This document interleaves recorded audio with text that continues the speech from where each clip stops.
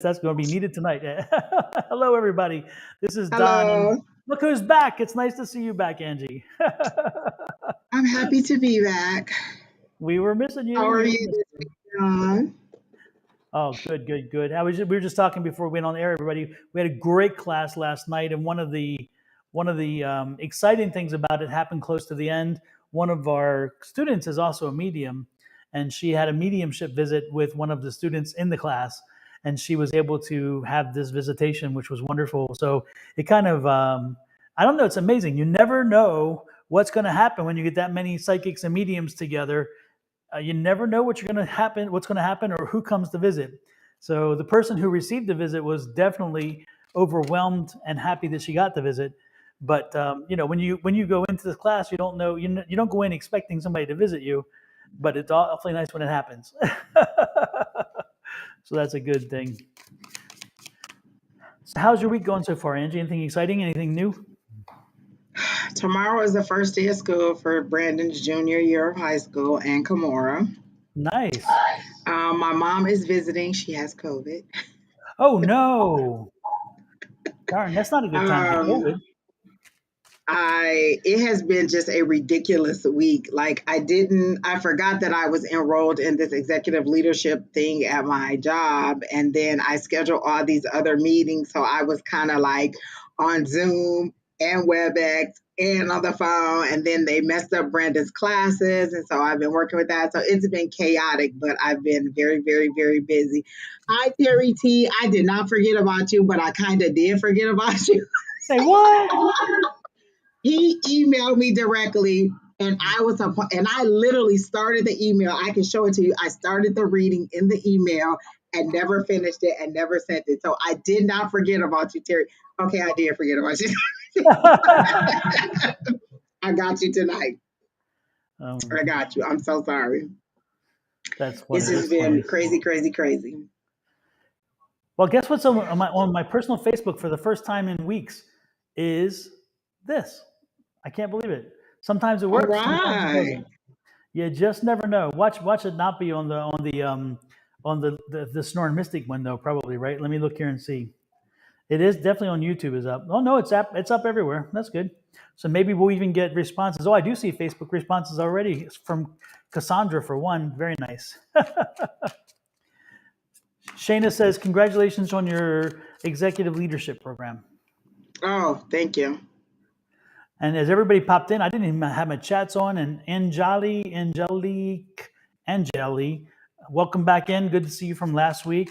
Star Laburst, whatever, saw us. Welcome in. Curly Girly, Charisma, Hannah, Carolyn. Welcome in, everybody. Terry T, of course. Yes, to see you there. And Terry T, yeah, add you to the list. Melissa, Millennia. Katrina, wow, lots of Tia Richards. Oh, Tia, haven't seen you in a while. Nice to see Hi, you in. Shayna. Shayna as well. Yep. And Jojo. Adele, nice to see you. Adele, or do you sing, Oh, I Adele? like that name. I I like know. Virgo Sun, nice to see you in. Pam, good to see you in as well. Blue Anaya, Ocean. Valerie, good to see you pop in. Blue Ocean was the first one I read last week, if I'm not mistaken. They were like, boom, right in there. And as soon as I got in, it's like, I want a reading. They weren't playing. They were not playing. Let's see who else. Cute Aditi, nice to see you. Jojo, hello. Katrina, Lord have mercy, everybody popping in. It's good to see everybody in. Creating Balance, hey, nice to see you. Melina said, mail, it's so much easier. Okay. Cheranona. Thank you, Jojo. I'm happy to be back. I missed you last night. Let's see. Who else? Yeah. Don, how do you keep them glasses clean? I have like Windex at my desk. They always cloudy. I only wear them on here, and I just cannot see nothing. I don't know. I It don't just understand happens. what the problem is. I hear you. Good morning, Linda. Good evening, Linda. I keep saying good evening, Linda. Linda Solis. Nice to see you, Angel Eyes. Good to see you guys. Well, so it looks like we got a full house already. That's nice. That's very nice. Nice to see everybody in. Lakeisha Cole. That name sounds familiar. Yeah, Lakeisha. I think she's isn't she in the car business or works with cars or something? Isn't that the one? I always see her. No, I'm always visualizing that's the other lady from with the cars. Arkesha. Arkisha. Yeah, I always see her driving like a white car. I always see her like chilling out driving a white car. Yes, Terry T, I did see you and I did forget about you, but I am so sorry. We got you today though. And I literally have a response started typed out and I just never sent that. I'm so sorry. I am like so sorry. Wait, I ain't gonna put on my glasses until it gets serious. I'm just gonna keep. Oh man. Well, last week, Angie, there was I think you're actually watching at that time, but last week at the very end, the spirit came in and he brought in Oh, a I friend. saw. Oh my gosh, the energy was amazing with those two folks. When they came in together, it was unbelievable. They kept bothering my elbow, and I'm like, what is going on? And at the time, I didn't connect it. And then as it kept going, I'm thinking, oh no, this is more than just like a mosquito or something. And it was like, and sure enough, they came in, and it was such a It took great, us a great while to experience. identify the Yes. living to identify the living. Yes. Don't trust the living. I'm just saying. Don't trust the living. Absolutely. Absolutely. But it was such a good reading, and I was so happy with it. Um, Terry T says specific exam dates announced. One's on the 17th of September, one's on the 1st of October. How do y'all see? We will talk about that, Terry, when your time arrives on the list. Absolutely. But it is good to see you in, Terry. Nice to see you in. Um, Lakeisha said, enjoyed the lives with the spirits trying to get Don's attention. Oh, yeah. And it was, I think, Lakeisha, if I'm not mistaken, I was reading you at the time when they kept really getting very irritating. And then finally, when it was done, I'm like, I think they're calling for Lakeisha. And then it was like, yeah, no, I don't think that was them, but for you. But it was interesting because I remember I was reading when they were really getting on the nerves. They were plucking my last nerves on the elbow. And I'm like, damn, give me a break. So, yeah, And you're right. nobody wanted to claim them. I know. And then poor Lewis was waiting on the wings because Lewis was next up. And as I got ready to do Lewis, then the spirits kept coming back in saying, no, you need to add this and you need to add this. And they were like adding so much. And I'm thinking, how can You somebody had not to do accept everything but put that person's birth certificate up there. I was like, it? I know. I know. It's crazy. Curly Girl says, side question. Do you ever encounter spirits that you don't want around at the time? I know you have classes to tap into abilities and intuition, but I'm nervous of what I may get myself into. No, Angie going to answer her for herself as well. But for me, no, I've never really gotten a spirit that I don't like. However, there were two times where I've encountered it wasn't the spirit, but was the energy of somebody. One time was a young girl who had been through hell because her grandfather had molested her and raped her, and the family had ostracized her. And when we had a night where we brought pictures to class, and then we were to look at the picture and identify what we feel about that person. And this woman did not wind up in my group, but she so much wanted me to read for her. And so when it was over, she come back, she said, hey, here's my picture. Would you mind taking a look and tell me what you felt? And as soon as she handed me, it was on her phone. And as soon as she handed it to me, I went, oh, no, take this back. I don't want this. I said, this man is pure evil and whatever. And then I told her, this is the man that molested you. And she said, yeah, that's my grandfather. And that's the one. So I felt his energy, but he was not a spirit that I was afraid of or whatever. I just didn't like the energy from him. And he was, to me, pure evil. He really was. And then one other time that it happened where they came in, God, and it was so clear to me just a minute ago, and now it's like burp. But there was one other time, and I'm going to try to remember it. How about you, Angie? I mean, you control that. You set your intention, and then you can tell somebody not to come. Like, I don't like when spirits come and I'm here alone. That's just my preference, just because I'm a scaredy cat. But like, I've had spirits come and it's just me here, and I say, you can't talk, you can't be here now because I'm alone and I'm afraid, and so they won't stay. You control that. It's just like prayer. If you're praying to God, are you afraid that the devil's going to come in? If that's what your belief is, like, you set the intention, you decide who you are going to allow into your energy or not. You can say you're not welcome here. You can say, I only want people that are from the my higher power, God, the universe, with only good, high intentions from the gold Christ light. Like you can say all of those things and you can decide. You can tell the spirit to go and they'll go. Usually Samuel didn't leave, but you can tell a spirit that they're not welcome, not now. Like they're not going to intrude on your free will. You can tell them to go. So, I mean, And are also, you fearful when you pray?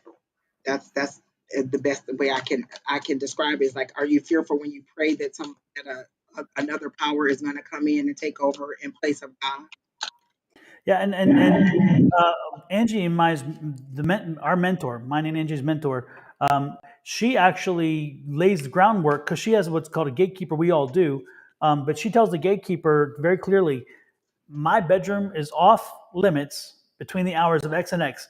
And so it's like, you're not coming in, no one's coming in, and the gatekeeper doesn't let any spirit in, be it good or bad. So there are ways you can control that flow of information. Also, the gatekeeper controls what spirits can and can't come in, even if they're kind of negative intentions. The gatekeeper's like, no, no, you can't come close, and they keep them out. So she doesn't have to worry about that. She really doesn't get negative spirits. She only gets spirits sometimes that were intruding at one point. Then she said, nope, got to set the rule down. No coming in during these times. And believe it or not, Yeah. they don't. We were in class one day and we were doing psychic, and I felt a spirit sit down on me. She said, tell them to get up and go sit in the chair. And I'm looking at her like, you want me to tell the spirit to get off of me and go sit in the chair? And that's what she said. Get up and go sit in the chair. You tell them to get off of you and go get in the chair. I also, my ancestors have told people they couldn't read me. Like someone was going to give me a free reading and just surprise me and give it to me. And she said that my ancestors was like, nope, she don't need one. And they would not allow her to do the reading. So there are controls that you can have regarding your spirits or regarding your team or however you want to decide it how it's going to be. You just have to set that intention. Like if you set the intention that it's going to be a good day, then I suppose it's going to be a good day. If you set the intention that you're going to talk to your higher power only, or God, or somebody from the gold Christ light, or whoever you want to pray to, or whoever you want to connect to, you can do that. Like the very first time I had a mediumship encounter, it was with my cousin, and it was someone I was journaling in my book, and I kept writing dear that person's name over and over and over and over again, every day. And then eventually he just came in. I called him in to come to me. So you could ask them to come. I mean, they don't have to come, but you can ask them. And I just missed him that much. And I wrote to him, and then he came and he talks to me often, but you can decide. So, um, if you're on the list, Kina will let you know that you're on the list. She is gathering all the information. Again, it's like 7 or 8 different sites. So give her time. She will at you and tell you on your platform if you've been added. I know you may not see that many names, but again, she's manning 7 platforms, 7 chats. And so she'll tell you at such and such, you're on the list. What's your question? At such and such, what's your list? And so she'll tell you if you're on the list. So you don't have to keep asking us, am I on the list? And Exactly. then we'll post the list once or Kina will post the list once it's all complete. Super, super. Well, anyway, so hopefully that answered your question. The most important thing is usually you don't have to fear spirits. Sometimes they just have a negative energy and you don't want them around you. Angie and I were reading one night, and I think you remember this, it's been a number of weeks ago. We were reading one night, and I got an energy that I did not like from somebody who was asking for a reading. Now I didn't react to it to y'all, so y'all didn't see it. But so I'm giving you something away here. But I did text Angie and through our personal chat, Angie and Keena, and I said I won't be reading for this person because there was just it did not no, and so I didn't. But it's not because I didn't get something; it's because I didn't like what I was getting, and I didn't like the Yeah. energy at the time. The interesting thing is that's the only time that person has come on that I can remember. They haven't come back, and I'm kind of glad because I didn't like that energy at all, and it was just not pretty. Yeah. You know, so I've had readings that were uncomfortable because of what was being shown to me. But again, like our teacher told us, she was like, you can be like, I've had enough of that emotion. I don't want to experience that emotion. Because sometimes they want you to experience the emotion so that you can send it, so you can tell me, so I can tell you what it is that they're sending. And then you say, I've had enough of that emotion. I don't want any more, or I don't want to see that anymore. Or like, you can tell them that you don't want to see, you don't want to hear, you don't want to feel whatever it is, and they'll stop. Yes. Yep. So with that said, we have our first person is Star. Star, did you have a general question or a specific question? Next in line is Carolyn Johnson. And so Carolyn, also let us know if yours is specific or general, and we will get started. Again, if you say specific, please tell us what the specific question is. Star says, "Hi, I would like a general financial reading." Absolutely, we can do that.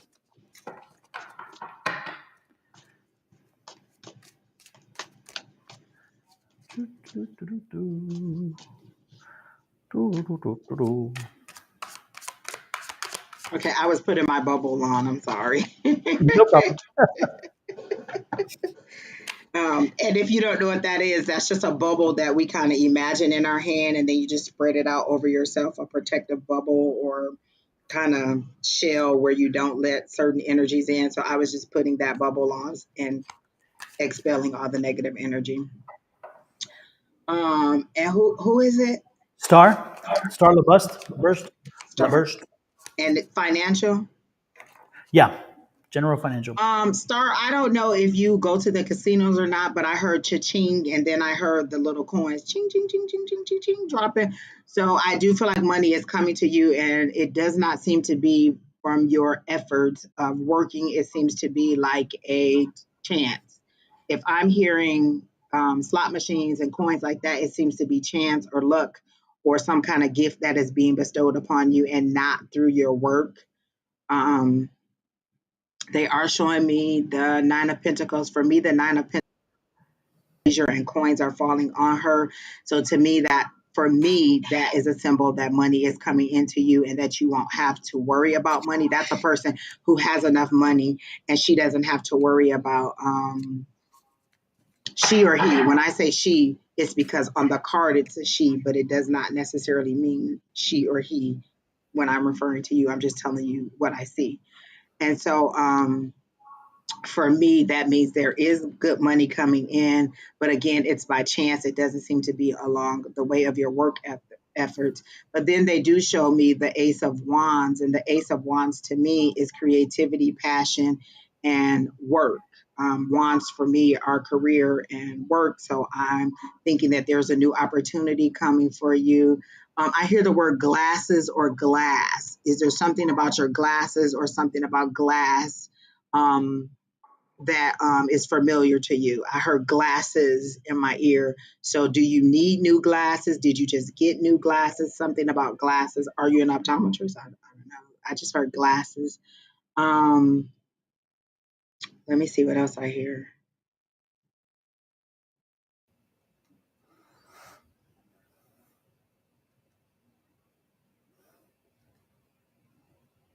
I hear something about you living in, oh, you wear glasses. Do you need new glasses? Because I heard glasses clearly in my ear. And then also they said you live a little bit in fear. Like, do you live in fear of that you won't have enough, like a lack mentality? That's the word I heard, lack mentality. And so this is something that is going to provide for you financially where you won't have where like it seems like it's bringing you to the next tier. So if you make 50, then it's going to make you to 70 or the next, it's going to take you to the next tier. It's going to take you to a level that you haven't been to before. It has to do that's the Ace of Wands with the work. I keep hearing the word career, career, career. Are you not focusing enough on your career? She says, I do need ones. I haven't been to the optometrist in a long time. So they're telling me glasses. That's what I hear, glasses. You need to go get your eyes checked.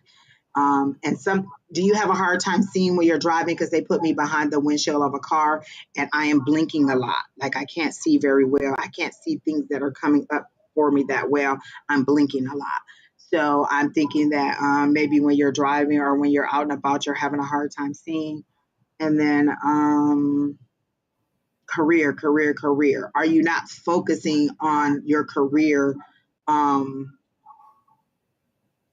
attentively? They're saying you're not being attentive enough to your career at this moment. Like, are you being a little bit too leisurely, or do you have a romantic partner that is taking your attention away from work? Because when I said not enough attention, I heard romantic partner. So I think that maybe you are having something is taking you away from your attention from work, and they're saying you need to be more attentive to work. So that you can excel, so that you can make it to the next level. Because there seems to be a promotion opportunity that will come up, and it's kind of like, if she improves, then. So you need to be a little bit more attentive to your work, and that's all I got. Well, it's probably more, but that's good. That'll be a good start, right? And we are. This is star, right? We're doing still star. Yes.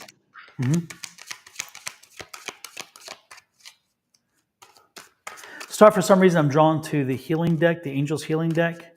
Even though you asked for a financial reading, I don't know why, but I'm drawn to the the healing deck. So I want to see what's up there.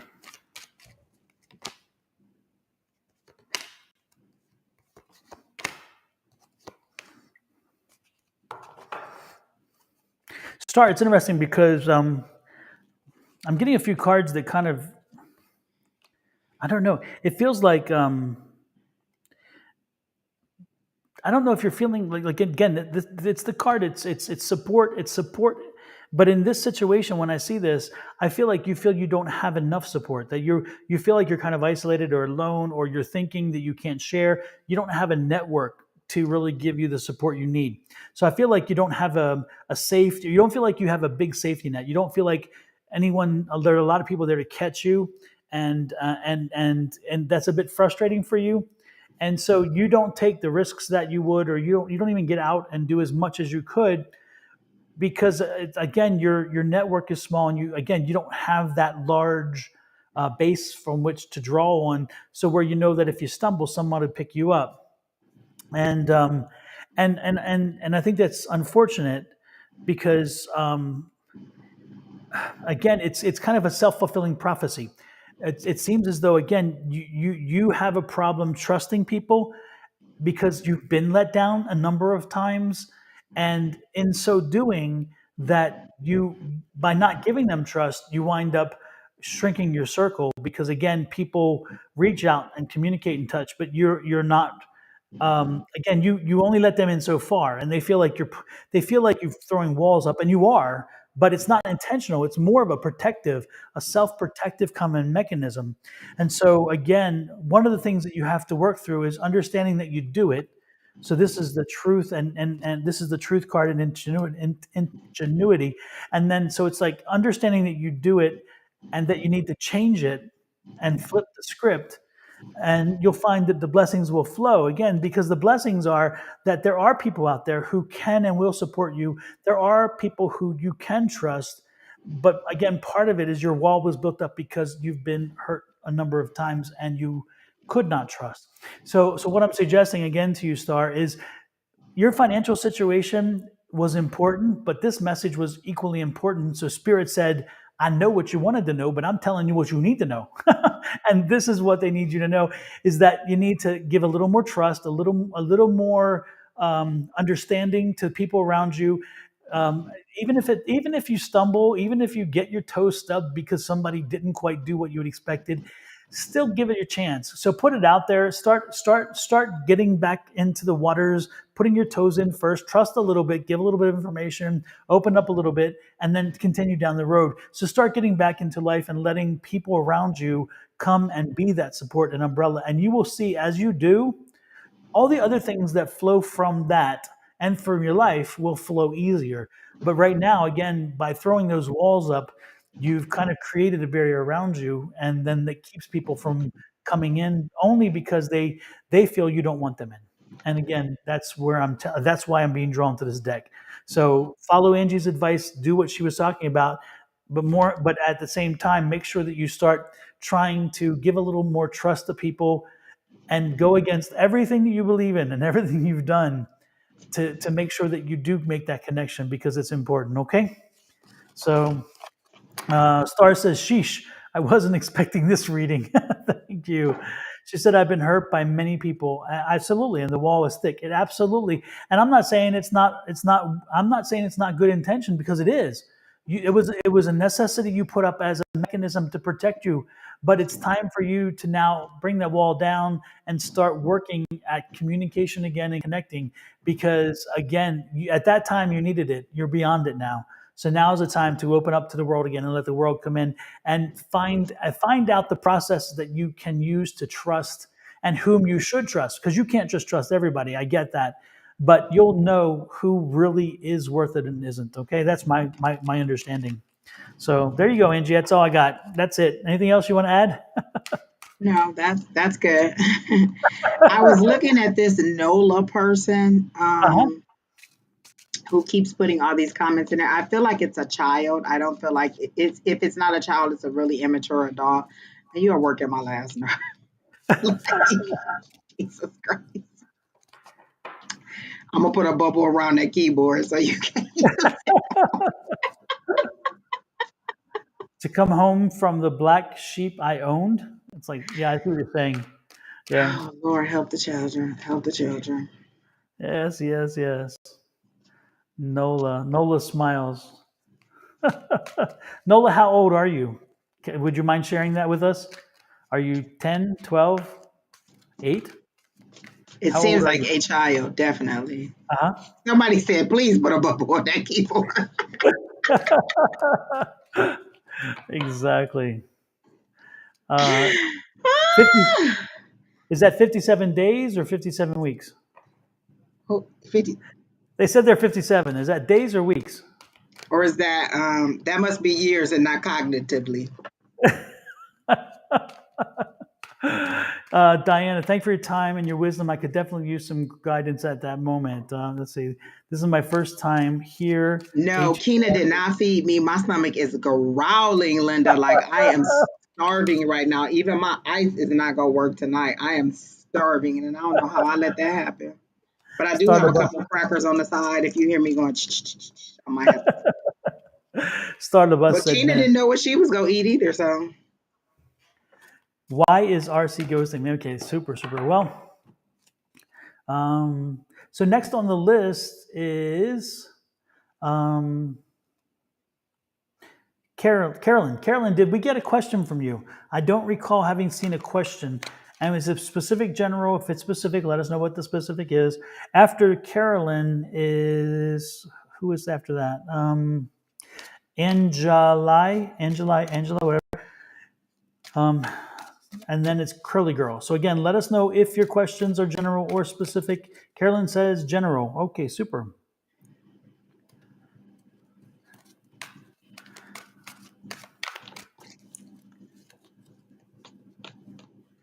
Carolyn, Carolyn, are you wondering if you should or shouldn't? Because I heard I said what's for Carolyn's highest and greatest good, and they said should I or shouldn't I? And then there was like a romantic heart. Are you wondering if you should go on a date with someone or if you should?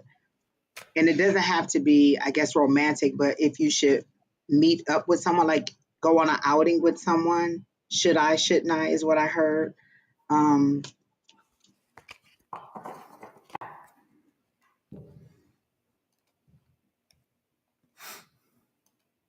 they're showing me a sidewalk. Okay, so you're walking out of the house down the sidewalk and the lawn is manicured. Let me see where we're going with this.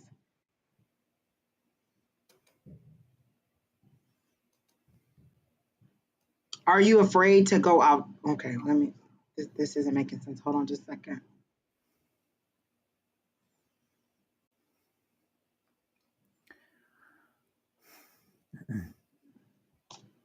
Don, if you have anything, you can go ahead. this is for Carolyn, right? Carolyn, are you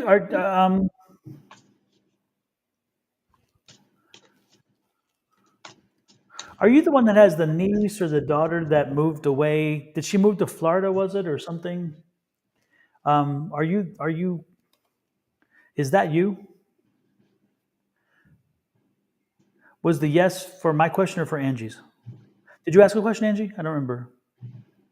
I don't know. Oh, something about I did ask about a date. Is she considering going out on a date? Because they show her standing in the door deciding whether she wants to walk outside. And so Uh I'm huh. assuming she's to walk down the sidewalk to get in a car or something. But I feel like she's deciding on whether, and they keep showing me the two of pentacles. So it's a balancing, like should I, shouldn't I, will I, won't I? So I don't know if that's the question she's answering. Okay. She says she's happily married. Um, So the question was for me: was it a daughter or a niece that had moved? And I think it moved to Florida. Is it daughter or niece? So yes, daughter, yes, niece, or no? Period.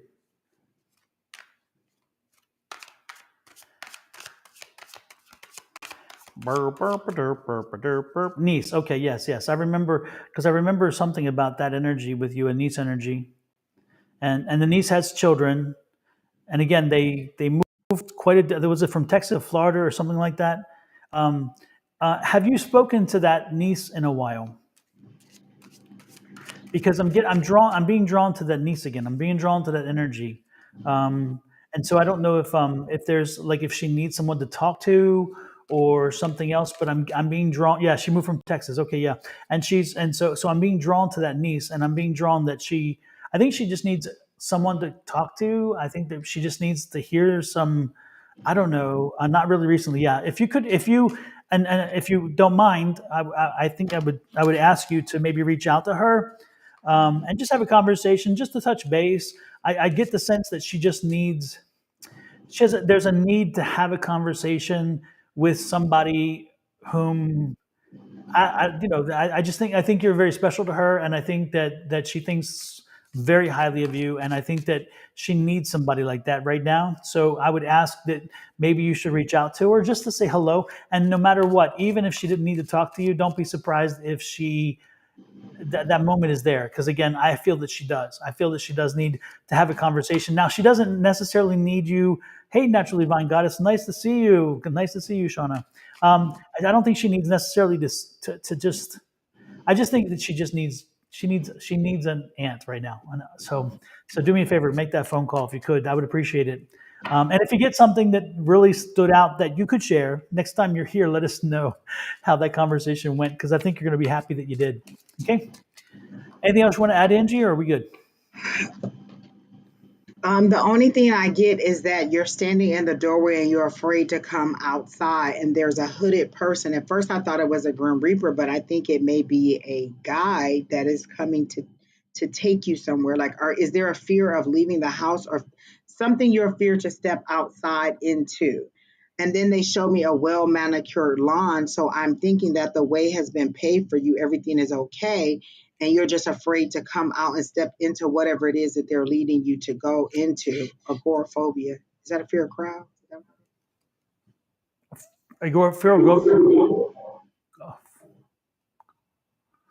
Is that spiders?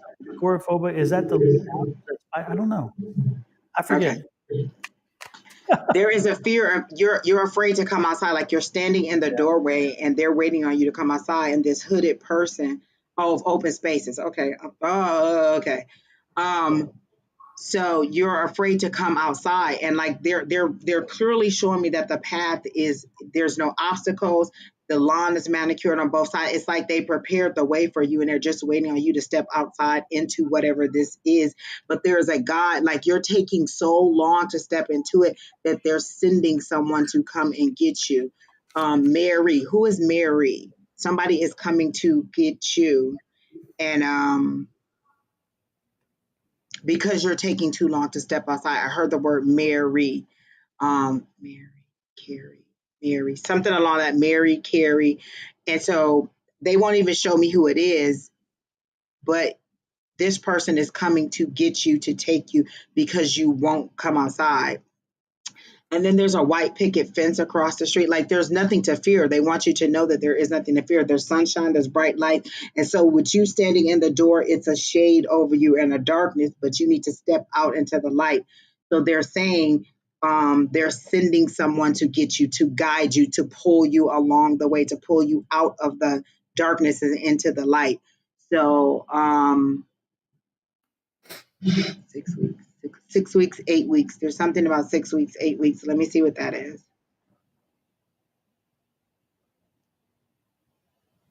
Is there a project or something that needs to be done in 6 weeks or 8 weeks? Because I heard it'll be done in 6 weeks or 8 weeks. But the point is, you need to step out, and they're sending somebody to come and get you. You'll know this person because they're giving me a familiar, warm feeling, and you'll know this person is okay, and you can follow them. You can go.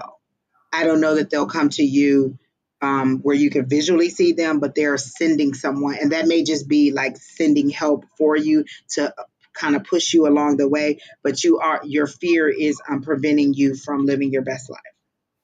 And that's all I got. Yes to the Mary, or yes to the, I don't know what the yes was.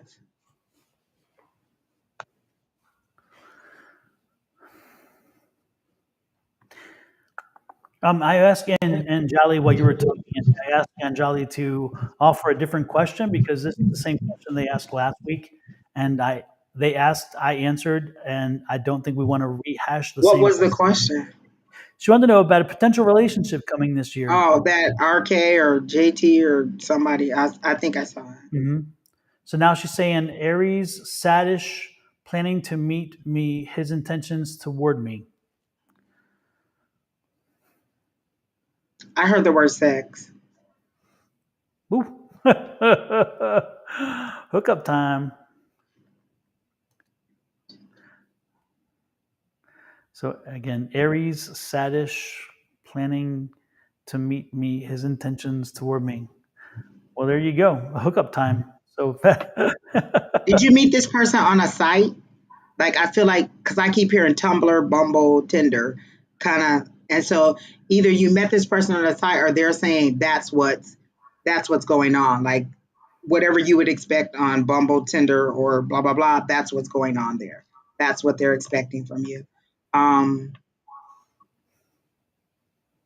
you feel very needy to me. Um,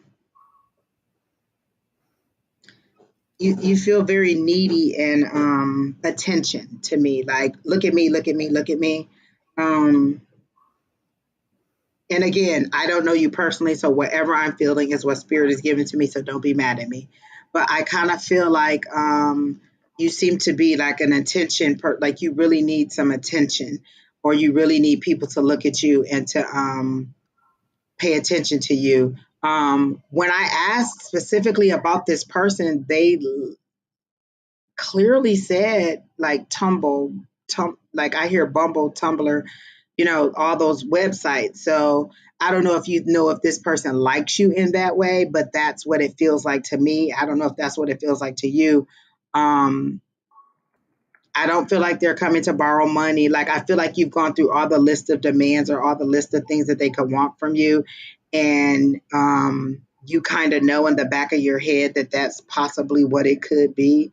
Has there been a flirtation or anything with this family friend? I mean, just because they're a family friend doesn't mean that you know y'all ain't having some nighttime action. I'm just saying. So, I think they were having some time.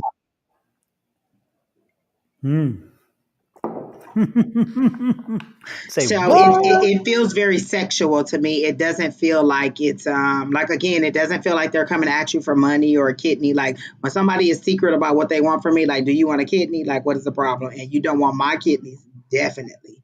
So I'm just saying, like, either say it like we're adults, say what you want. If you're uncomfortable about meeting this person, just ask them, what are we meeting for? What do you want? You don't have to go and meet anybody without knowing what their intentions is.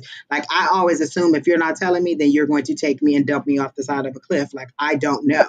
I always assume that your intentions are bad. So what do you want from me? So you can ask. You have the power to ask, what is it that you want from me? You're coming to ask me, and I'm not being mean. And literally, this is what I'm hearing. You're asking me when you could just say, what do you want? Like, are they saying it's a surprise or is something serious? Like, you could literally just say, what do you want? Why are we meeting? You know, and I feel like it's an intention thing. Like, I feel like there's a flirtation in the background, and you kind of know what's going on. Like, that's the idea that they're kind of giving me. Like, you kind of know, but you want us to confirm that that's what it is. That's how I'm getting it. So I don't know. That's all I got down. Super. Well, next in line is Curly Girl. Curly Girl wanted a love reading.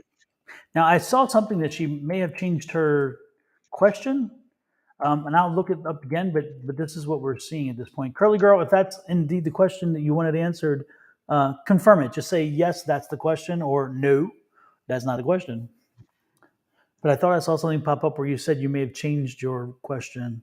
I originally asked for a love general, but can I change to a general for my turn? So she wants a general, not a major general, not a lieutenant general, not an admiral, a general. Curly Girl. Did you change your question because I was a little bit harsh? I'm sorry. I feel like she was like, "Oh, you not about to do me right now." So, Girly Girl, I'm do you want to sorry. leave it as a And I love wanted to reading? be hard. Literally, everything I'm saying is what I'm hearing. I'm like, once I start the reading, it is none of me. And I don't know any of you personally. So everything I'm saying is literally what I'm hearing or what I'm receiving. So no, I'm not trying to be mean or anything. I am literally saying what they are saying to me. So, No. do you want to stay with the love reading, Curly Girl, or do you want the general reading? Oh, okay. Can I get Love. It's not you, Angie, I promise. So, is it love or general? Love or general? Love or general? I think Love. she changed it. She wants general. Yeah, I'm just Asked, making but sure. can Hold I on. get a general? Okay.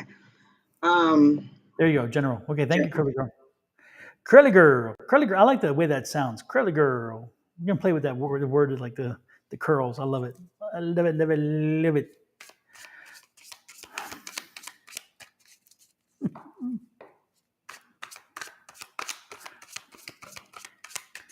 Do, do, do, do. Um,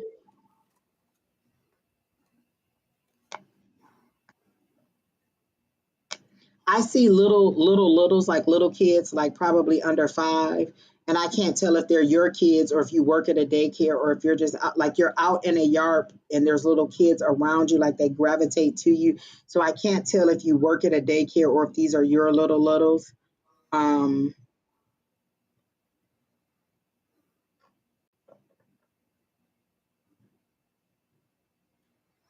now I see like a teacher behind the desk. So,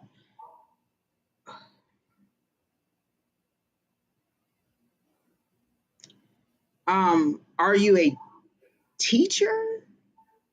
Because I see someone behind the desk and you're preparing for, like, it's an empty classroom and this person seems to be preparing for the students to come in with anticipation, like great anticipation, like you're excited about the children coming in. Um, Literally chalkboards, all the stuff to get ready for the kids to come into the classroom, but all the seats are empty. And there's an excitement for the teacher. Um, or are you a student? Ah, there it is. Okay. Because I'm like, I see you sitting behind. Okay, there it is. Because I asked, are you the teacher? And they said, no, that's because you're not doing it yet. Okay. And then I thought, that's why I said, well, are you the student? So you want to be a teacher. They're clearly showing me you'll be successful at it. You need to pursue it again and go for it. It seems to be a yes. It seems to be you like it for the love of it, not for the money of it, because you know that there's not going to be a lot of it. But go for it. You'll see the world. You'll learn a lot of new things. Something about tasting food. Like, is that something that you enjoy, like eating? Because I love to eat. Like, my guide sent me a lot of information through food. So I mean, like that was one of the things that they showed me, like seeing the world, eating different foods, and being behind this desk. Like you really seem like that's something that you love. If that's something that you're thinking about, they're saying go for it. Like try it again. Um, I hear fast track, like there's so many need. Like California, Keena, how many teachers did they say they need? I think I was on the phone with my sister last night, and she was saying that California needed like seven or like 200 bus drivers and so many hundreds of teachers. Like there's places all over the place that are having a shortage of teachers. So you really should go ahead and pursue that. Like that was the strongest thing. Like they literally showed me kids gravitating around you, the classroom and the anticipation. So go for it. That seems to be a yes for me. Oh, yep. She loves the food and the lake. Go for it. And I had a friend who did it abroad. She was in, I can't remember if it was Japan or China, and she did like three rotations of it. She loved it. She was gone for like 2 years. Everything. And I don't know if safety is something that you're worried about there, but they were all in like their own little community. They didn't really have to go out into the town for anything. They were all in their little community. They all stayed together, and she just kept reapplying for it. And she had a great time. She loved it. So if that's something that you want to do, you should go ahead and do it. If you want more information about it, you can email me at the email address at the bottom, and then I'll get information from her or see if she has anything that she can give you, or maybe if she would agree to connect and talk to you. But it seems to be something that is very important to you, and go for it. Yes, it is a good thing. That's it. Jamala, the list is closed for this evening. So and I don't recall your name being on the list, so I don't think you made it. So The sorry. list closed really early tonight. Yeah, even Alicia was like, "Keena, that list closed real fast." It did. It was like boom, gone. Yep, yep, yep. Super. Next in line is who is next? Let me check it out here. Um, we did Angelica, then we did Curly Girl. Now it's time for Terry T. Terry T. Terry T. is talking about his exams.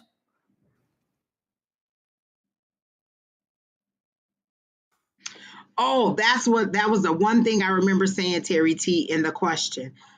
In the question that I was responding to you, is there a part of the test that starts with a P? Because that's the part that they're telling me you need to practice, like practicum or something with a P. You need to study that section of the test specifically.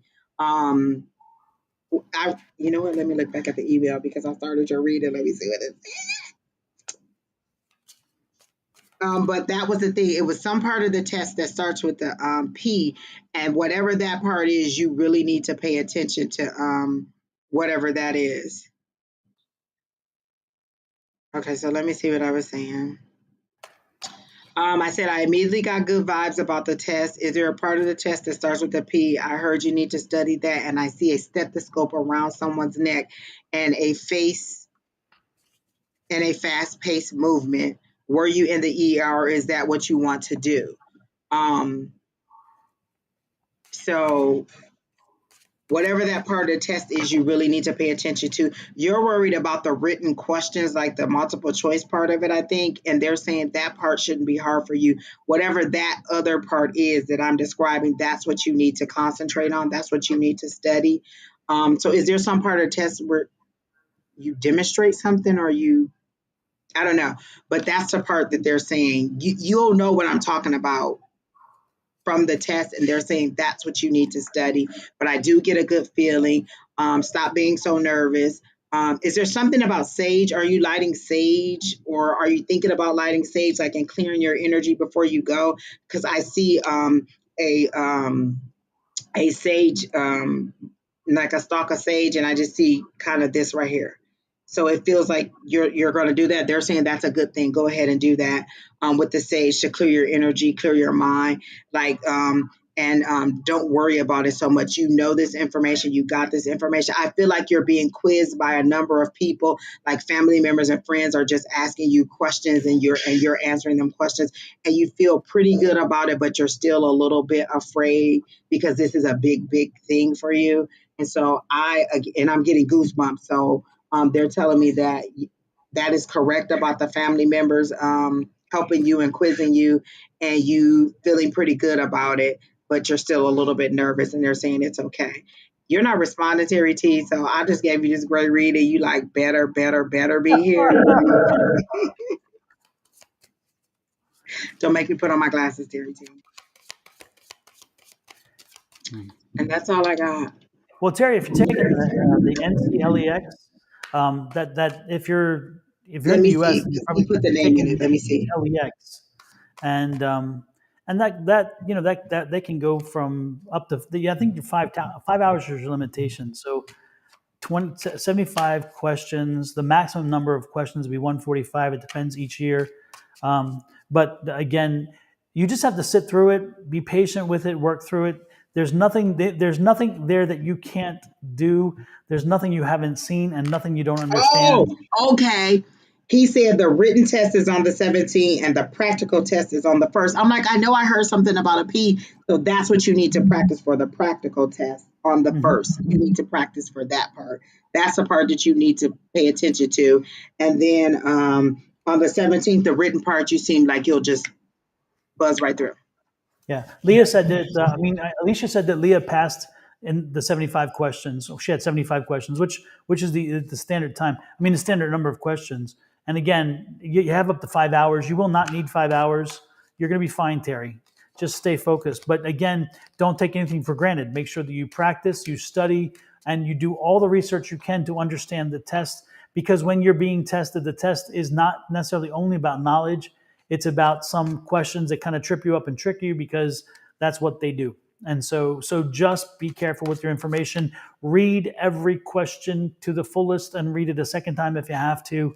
And then, of course, multiple choice. I'm almost guaranteeing they're all multiple choice. So, Oh my gosh, Don, I got so many goosebumps when you were saying that. But as you were saying that, I saw him reading it like, oh, you tried to get me. Like he made it fun. He's such yep, a fun, loving spirit. And so I see exactly. him reading the questions like, oh, you tried to get me, but I know that answer. I know that Yep, answer. So on that part of it, he seems to be very, very good. It's the other part. And I think it's just nerves yep, that is going to get him, but yep. be fine.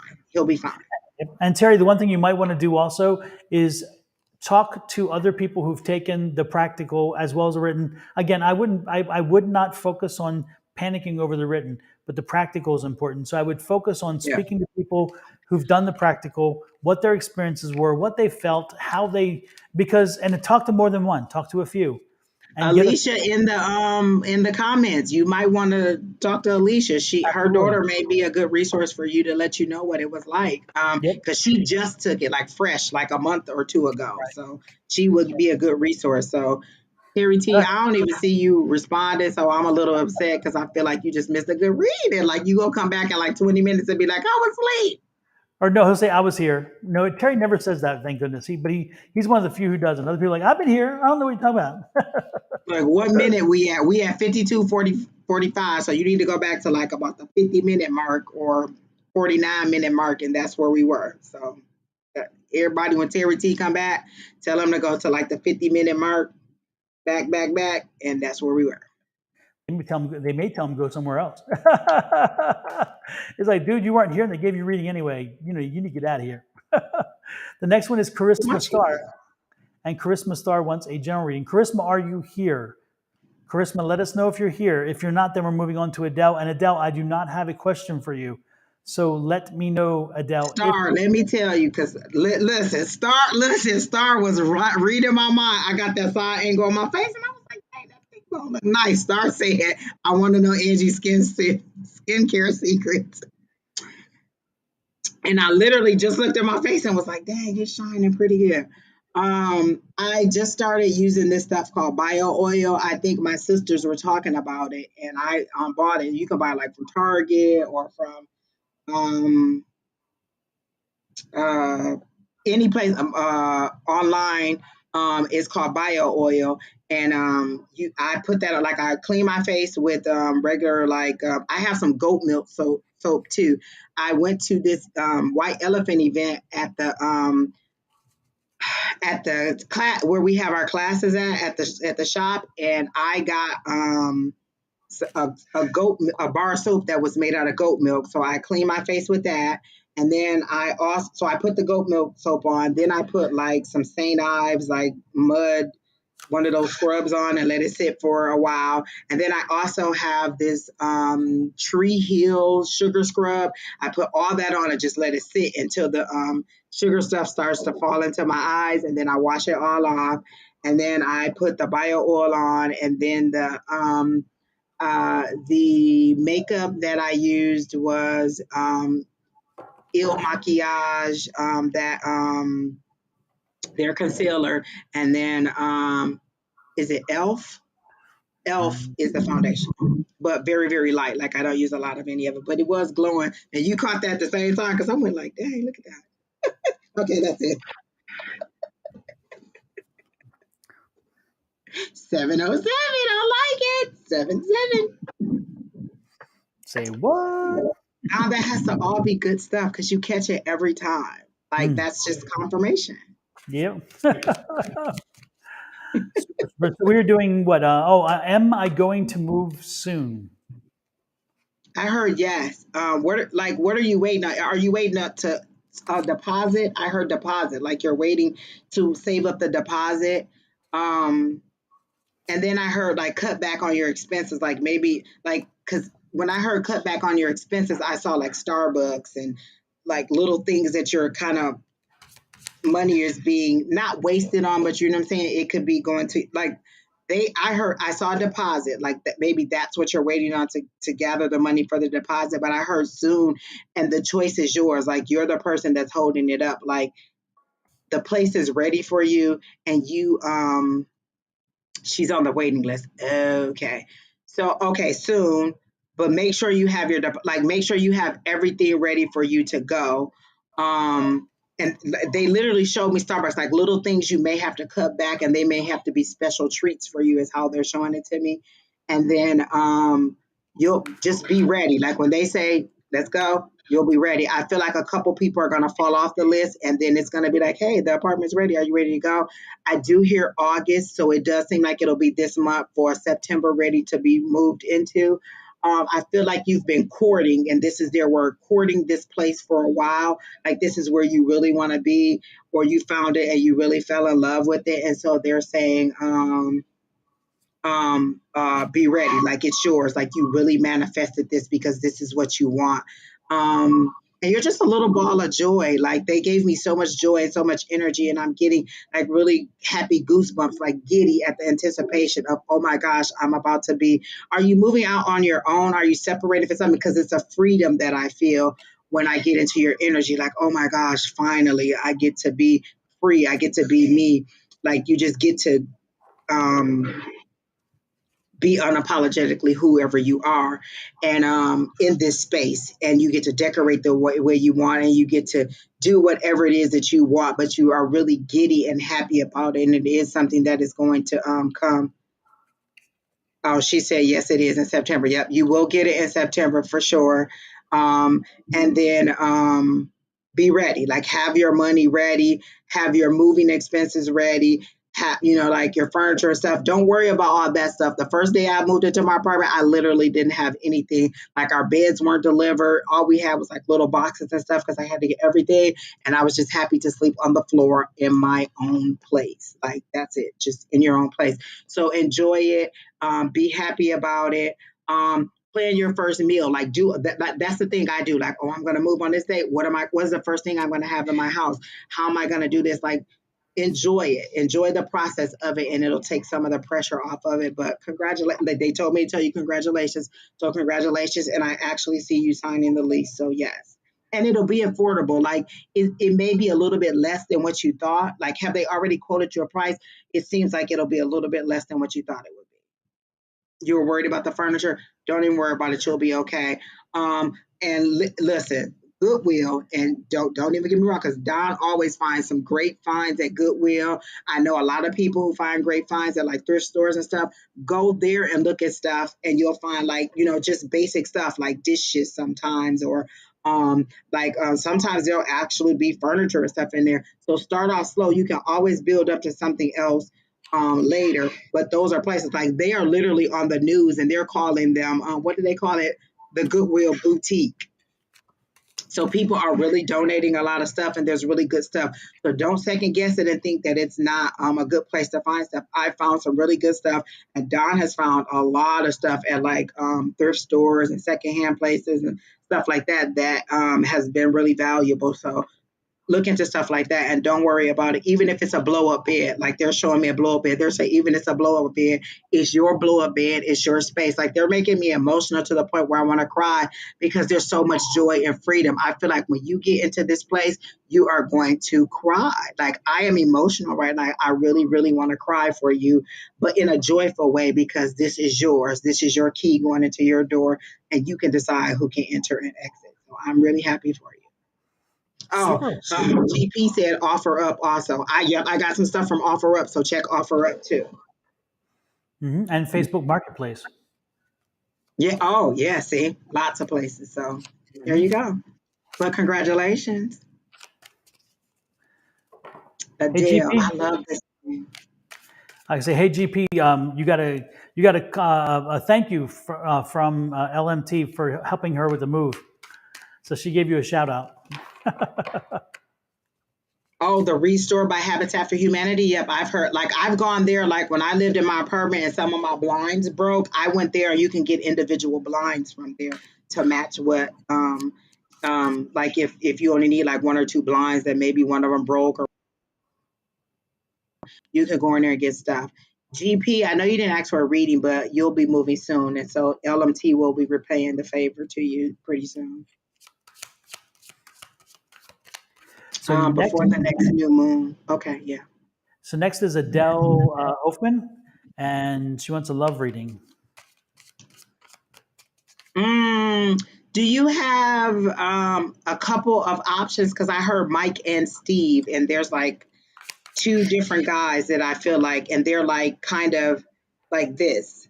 So you know both of them. Like you're in the middle, and they're like this. And I heard Steve. What did I say? Mike and Steve. Michael and Steve. I heard them, and I kind of saw them. One seems to be a little bit younger than the other one, and he has darker, fuller hair that is kind of like I don't even know how to describe it, but it's more of a straight hair, but it's not very long.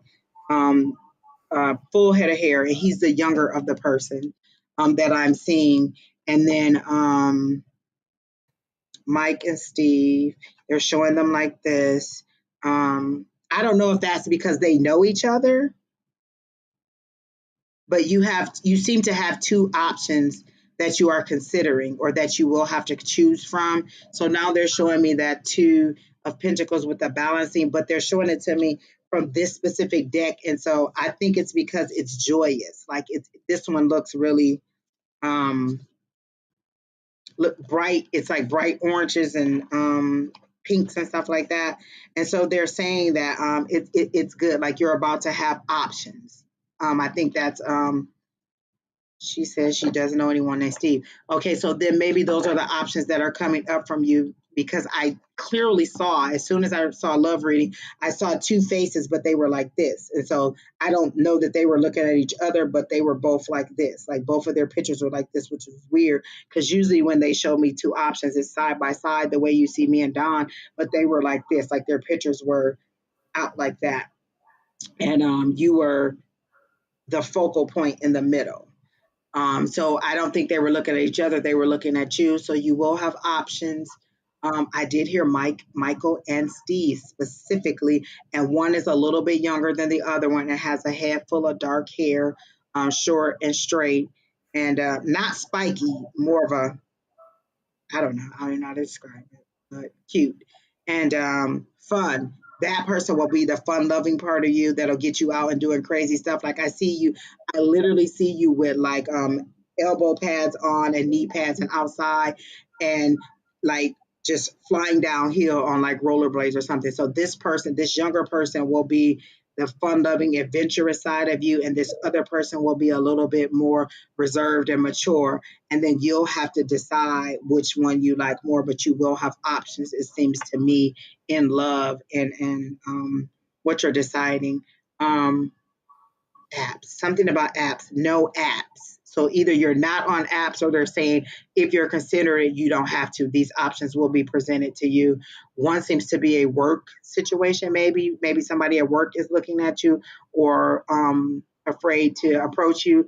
I also hear something about a promotion. So maybe if you get this promotion, then you won't be in the same department anymore, and then they can approach you in that way or something like that. It seems to be something with work that is keeping this person from approaching you. And then I heard promotion. So either you'll be promoted to the same level as this person, or you'll be promoted to where you're not to get. Okay, so it says no apps. So that's what it meant. You don't like apps. So no apps. I did hear that. But you will definitely something about work. So there's something about a level, about the level. So either you'll be promoted to this person's level, or you'll be promoted above them. But that's what's preventing this person at the moment from trying to date you, maybe. I don't know. But clearly, I think the older person is from work, and then the younger person you seem to meet while you're just out and about. But yes, love is coming. Adele, And do you have like a child, not a child anymore, somewhere, a child, a person from 18, like 18 to 22, a daughter? Um, and the reason why I'm getting that is that I'm wondering how the daughter is going to embrace this, because it's interesting when you mentioned that I was getting a daughter. So the first question is, do you have a daughter somewhere between the late teens, early 20s? And let's start with that question. 17. 17. Okay. And so I think that the one impediment that you're going to have with a relationship is going to be the daughter. And that's why she came to me, as Angie was explaining. I think that I think that you have to start working now with her and getting her comfortable with the fact that this person will not be replacing her. This person is not going to take away from all that she's going through and anything she's going through. Remember, she's coming into her adulthood. She's coming into a point where she's getting ready to graduate soon. These are the times where she expects to be the king, the center of attention. And so the reason, again, why she came to me very clearly is I think that she's going to be an impediment if you do not have her work with you and prepare her to buy into this. Because if so, then she's going to say, it's not because she doesn't want you to be in love. I don't get that at all. Again, it's the childishness it's the selfishness that we as kids have in us. And it's like, wait a minute, this is my time to shine. And I don't want to share this with anybody. So again, if you work with her, bring her into the process, start getting her comfortable with the fact that no one will take your thunder, no one will ever take her place, that she is always going to be your princess, then by doing that prep work, she will not throw up the wrenches and the works that will blow up a relationship. So I was given that to give you, again, an idea that do some prep work. Do the prep work and help yourself to save yourself a lot of pity and frustration and anger and all this stuff, because it's not coming from a bad place when she does it. It's just we are children. When we are children at 17 years old, the world is us and we are the world, and everything surrounds us. We don't think about other things. And so let her make sure that she knows that you are definitely she is it. She is your world. And if this person comes in, they're going to have to conform to her. Again, make sure that you put her first in her mind so that you can put her at ease. And that's going to make this transition into a new relationship much easier. So. This is weird. And Don, I'm getting chills on like as you're talking, I'm getting the chills, and they know I don't like the feels, but it's confirmation that yes, Don is really talking about it. And this is hard for me to approach, and maybe it shouldn't be. I don't know if it's been a while, Adele, but there's going to be a re-energizing in that way. Like Kundalini energy. Are we talking Kundalini energy? Kundalini, no shade, but hallelujah. It's going to be a good old time for you, Miss Missy. You're going to have your own independent summer. Woohoo! Exactly. And rainfall. Lord have mercy. Clear the cobwebs. Their words, not mine. Clear the cobwebs. I'm just saying. Hello, people. Oh, That woke everybody up the chat like, what? What you say? What you say? like what are they talking about over there? Gonna be a Next, good day for you, ma'am. exactly. Next is Analia Eon, and may I get on the list for a near 3 months future reading? Let me pop that in here so I can post it. There we go. When Don said 90 days, I know when Don said 3 months, I heard 90 days and I saw a car. Are you going to be done paying off a car or are you expecting to get a new car? There's something about 90 days and a new car. Because they show me you like going through and it's a sleek car um like your dream car, like something you really, really want. It's a kind of like a Mustang or a Camaro or something kind of like that. It's that kind of car that I see. And you're just kind of going through the night, through the tunnel, through the lights. And so you're just navigating through the night, but effortlessly. And there's either you're getting a new car or you're going to pay off a new car. That's the idea that they gave to me about the car and the 90 days. It's black. They're showing me that it's a black car, zipping through the city. Like there's a freedom to it. Extra money, something about extra money to go and party and do whatever it is that you want to do. Thought about it, but no. Wait, is that who are we reading?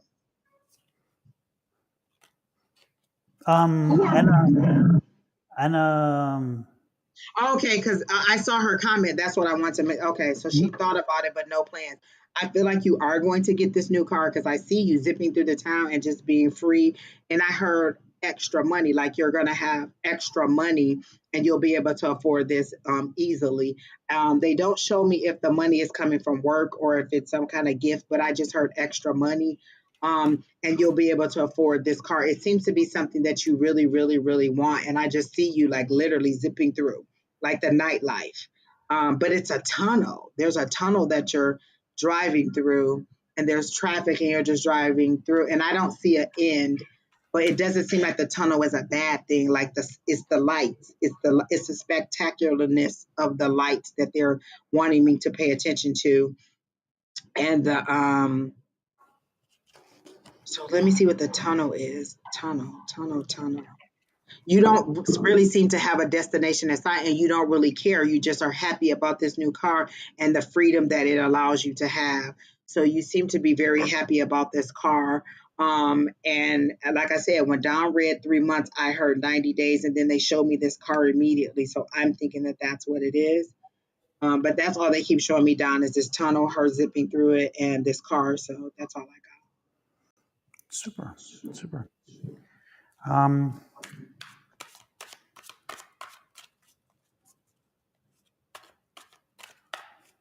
I'm going to turn to the cards. I was thinking the cards would give me some energy, but I do not get the energy. So I'm going to go ahead and use the cards instead of trying to do it psychically here. Well, interesting. Which shows that you are a strong individual, a strong woman, and you are patient, but your patience has gotten thin. So there's something that's been bothering you for a while, and it's like you're ready to blow up, and just say, you know what, I'm done with this crap.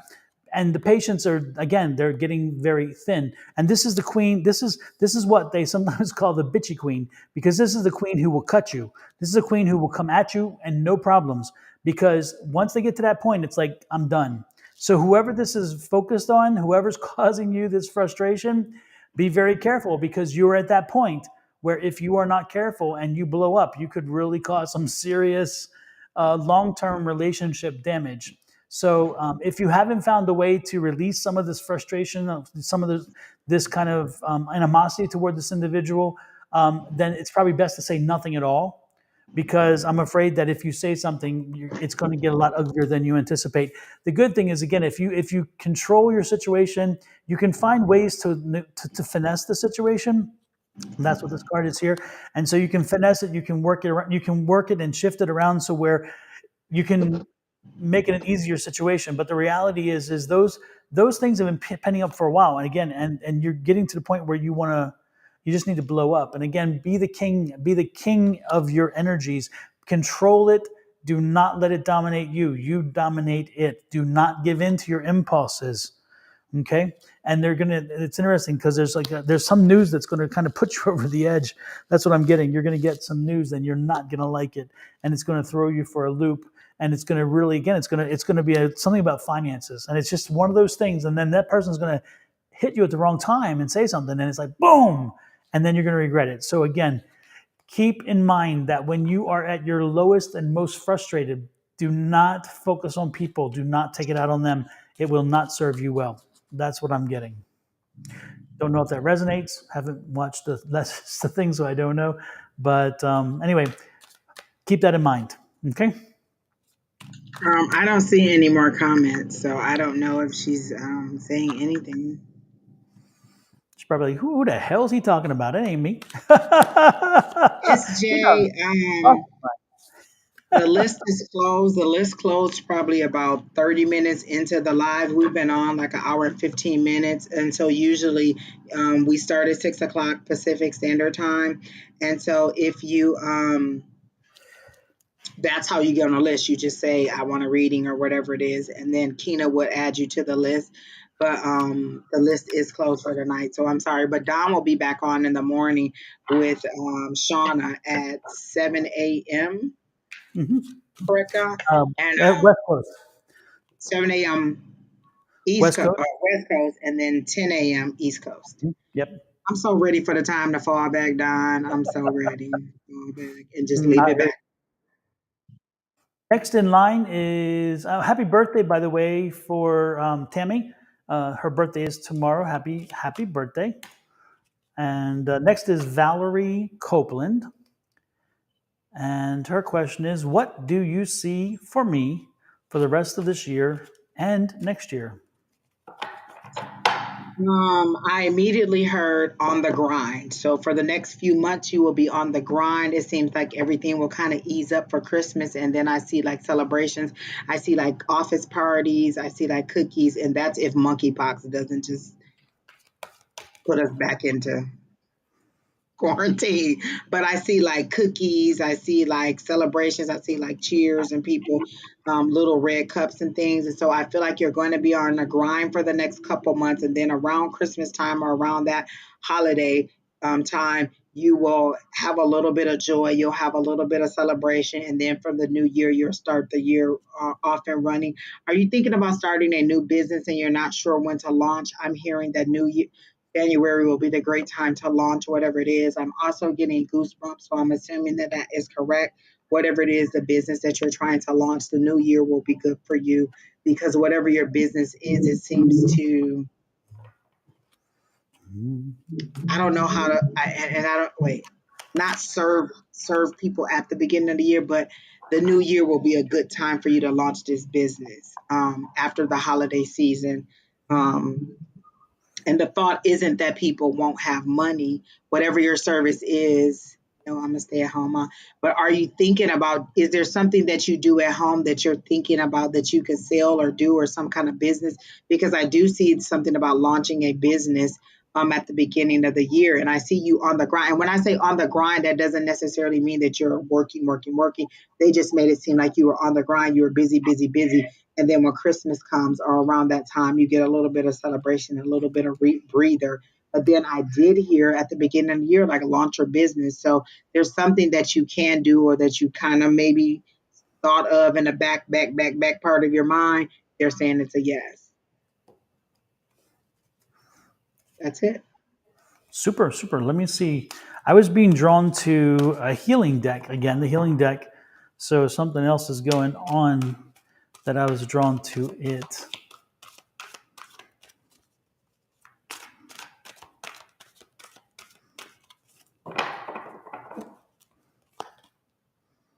Oh. And Tammy, Lakeisha said, happy birthday too. Celebration coming around the corner, Valerie. these two cards together are interesting because I'm getting celebration and serenity, which are quite the opposite of each other. But I think what it's telling me here is that you're getting ready to enter a new phase. You're getting ready to come into a new phase, a new time again, where things are going to be getting much better. And so again, be prepared, be rested, be ready for it, be ready to open up to it, and so forth. But don't take it for granted. Make it the most that you can from it. Don't just let it happen to you. Make sure that you join in with it and make it a great experience, because again, part of it is your intentions. Whatever you put out there is going to come back to you. So if you're just letting it flow, well, guess what? The flow is not going to give you the maximum. So again, focus on what you want to see happen. You've got the power, you have some control over this. So again, don't relegate it to somebody else. New beginnings, again, that change of cycle, that change of where you are, that energy is coming in. So again, get ready to brace it. You've been doing some healing work, you still have healing to do, but again, right in front of you, I'm seeing good times coming. Things are changing, the cycle is changing.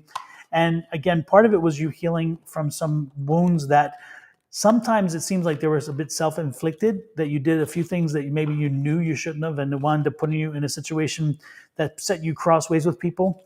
But again, you're beyond that now. So move on, let it go, heal and get through with it, and then move on. And again, good things ahead. That's what I'm getting.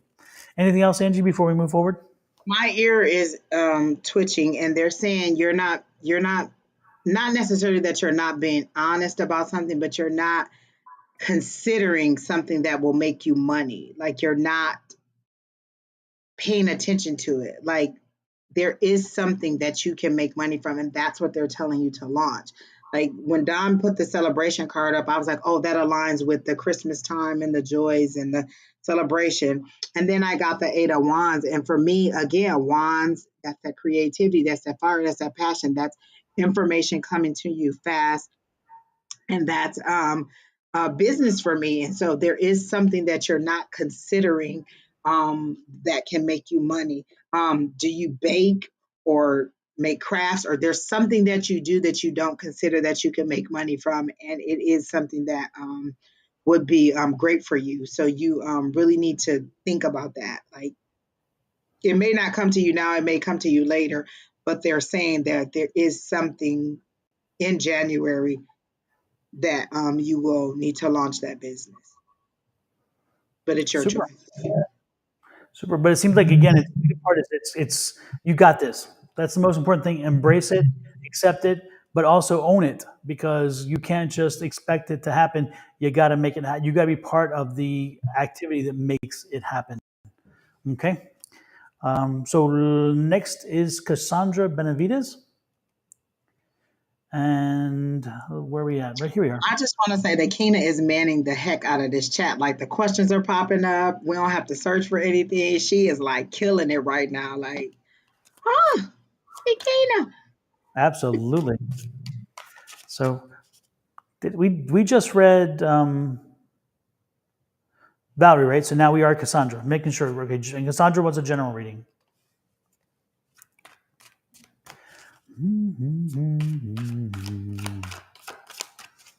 Cassandra, are you thinking about going out of the country or going to visit family somewhere? I see that as a yes. I see green, red, white. Is that the flag for Mexico? Green, the white, the red, the white, the green. Yes. I feel like you want to go and visit someone, and they're saying yes, it's a go. You don't want to go visit family. I do. They're clearly showing me family, and you going to visit them. Um, it seems to be a happy occasion. It does not seem to be anything that is negative. It seems to be something that is planned, something that is anticipated, and something that you really um and family doesn't necessarily, because I think you guys get so caught on our words. When I say family, you think, oh, sister, brother, cousin, aunt. It could be like friends that are like family. But it feels like you are going to go and visit someone or going to see someone. Um,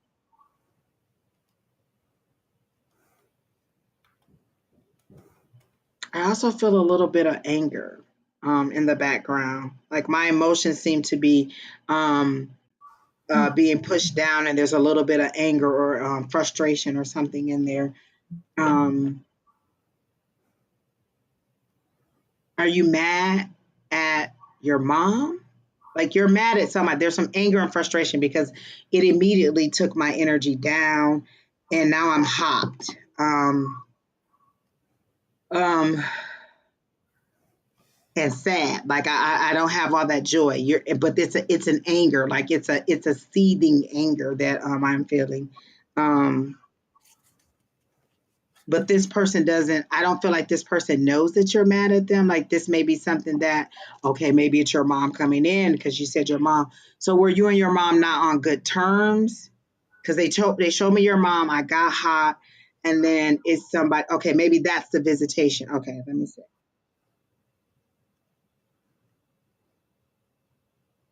Carrie, Carrie, and they're showing me specifically Carry. Does someone spell their name Carry? They're showing it to me like that. Um, Something about 17. So did she pass 17 years ago or in 2017? Um, mm, so you said your mom passed her name.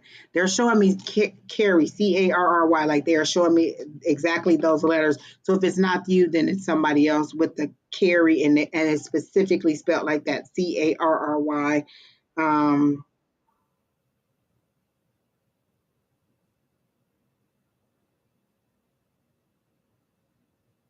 and they're showing me a car, like a car accident. Somebody's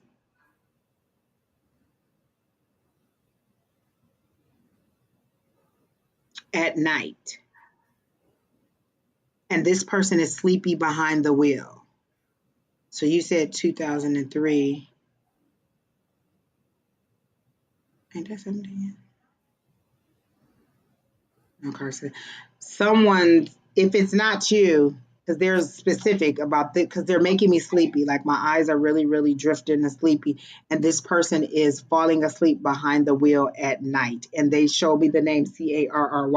Don, you can go ahead and read Cassandra because I'm not getting anything for her if this isn't her mom and this isn't who it is. It does appear to be a female though, who is behind the wheel driving this car at night. They're sleepy.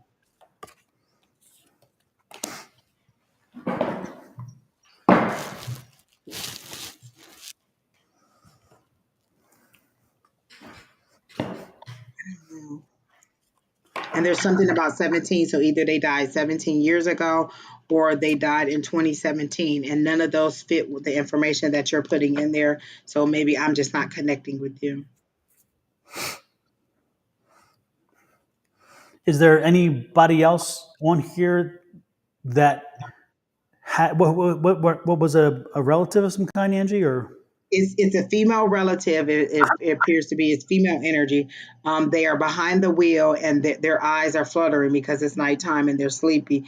And it seems to be that they veer off the road. And there's trees lined up on either side of the road. And they showed me the name Carrie, Carry, specifically, and it's spelled just like that, Carrie. Like I didn't hear it, I saw Carry. So is this a mediumship and this person then passed in the accident, or was this just okay? So if anybody here who knows a Carrie who died in a female named Carrie who died in a car accident a number of years ago. How many years ago, Angie? I'm sorry, I 17 you keep said? seeing 17, so I don't know if they died 17 years ago, if it was Or 2017, or if you were 17 when they right. passed. But 17 is what I see. Yeah. So if that resonates with anybody, again, the woman's name is Carrie. She could be a family friend or relative. She was driving in the evening, and late in the evening, she was tired. She fell asleep, went off the road, died. And again, in 2017 or 17 years ago, if anybody can own that, if anybody that resonates with someone, let us know, because it may not be meant for Cassandra, but that spirit may be in for somebody who maybe just popped in or was in here for a while. So if that resonates, Something please. about Lou. Either you were going to visit somebody named Lou, or somebody in here is named Lou. There's something to do with Lou, as in, like that's the nickname that they call him, Lou. And Okay. Lou is a man.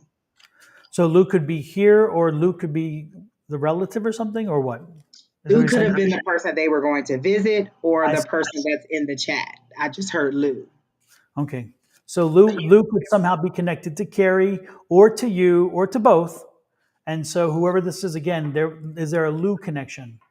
Sometimes it's like pulling teeth and getting it, but sometimes it's just hitting the right piece of information that pops into And place. I'm getting hotter and hotter and hotter. And so I'm not playing. But Don, you can go ahead until somebody comes in and says that it's for them. No problem. No problem. Cassandra, I did pick up some of the frustration. I picked up some frustration that you're experiencing right now. I get the feeling like there's just this kind of again unsettling feeling around you, and you're feeling like you're stuck. And that's what I was getting, and I think that's some of the anger that Angie may be picking up too. Is the feeling like you can't get something moving. Again, you're stuck, and you can't get. There's no progress, and I feel like you feel that there is maybe not again like you don't have the control that you should, and so and so that's so I'm just curious. I'm just kind of curious if that resonates with you because I just feel like this feeling of again of you've tried a number of things and they aren't working. You're like, damn, when is something going to take hold? And what I want you to know is something will be taking hold. I do not see it taking hold until till fall. This is going to happen in September, late September, early October. I see something triggering. There's going to be a triggering event. Okay, so it's not you doing something, and it's not somebody around you doing something specific, but there's going to be a triggering event of things that line up, and all of a sudden, the dam is going to break, and things are going to start breaking your way. The only thing that I would ask you to do, because I don't think you have much control over this, I sense that you do not have control over this dam breaking and this energy releasing. But you can be prepared for it and be ready to ride the wave and get the maximum from it. So the very first thing I would tell you to do is be prepared for it again, late September, early October. I would be sending affirmations. I would be sending right now, starting today and every day, speaking your affirmations out to the universe, what it is you want, how you want it to go down, and how you will be taking advantage of it. You know, and one of the things you could be saying is, I'm living my best and highest life and getting the abundant. I'm living my highest and best abundant life. I want for nothing and will succeed and am succeeding or something like that. Again, give it out, speak it out to the universe. So take advantage of that. Also, I would not be committing myself and making obligations around that time frame because again, I think you need to be nimble and dexterous around that time frame. So don't be surprised if again you're called to do something, you're maybe pulled away or you need to go on a quick trip or something like that, which is going to again be part of this crescendo, be part of this energy. So again, do that, be prepared, and also do not put limitations on your mind. Do not put limitations on your mind. During this time, you need to be open, you need to be ready, you need to be understanding and accept all that comes in. Because again, if you tell yourself you can only do a certain amount or you can only do something, then guess what? You're only going to do that. So again, do not put limitations. Anything and everything is possible. I'm telling you, when this dam bursts, you're going to say, how come it didn't happen sooner? And that's the wrong question. The right question should be, how can I maximize this to my advantage? And again, do you see the difference? The pessimism or the optimism? Who gives a damn what has happened in the past? Who gives a damn that it didn't happen sooner? Who gives a damn that it hadn't busted? Who cares about that when it bursts? Because when it bursts, it's like now move forward. Forget everything else. Move forward. Take advantage of it. And if you are prepared in advance, and that's what we are doing here, we're giving you that preparation. Do the work, get prepared, and you will maximize your opportunity. If you miss this, it's going to be a while before another one comes along. So I am telling you, be prepared. If you take it for granted, that's on you. But I'm telling you, be prepared. As they say in Lion King, be prepared. Anything else you have, Angie?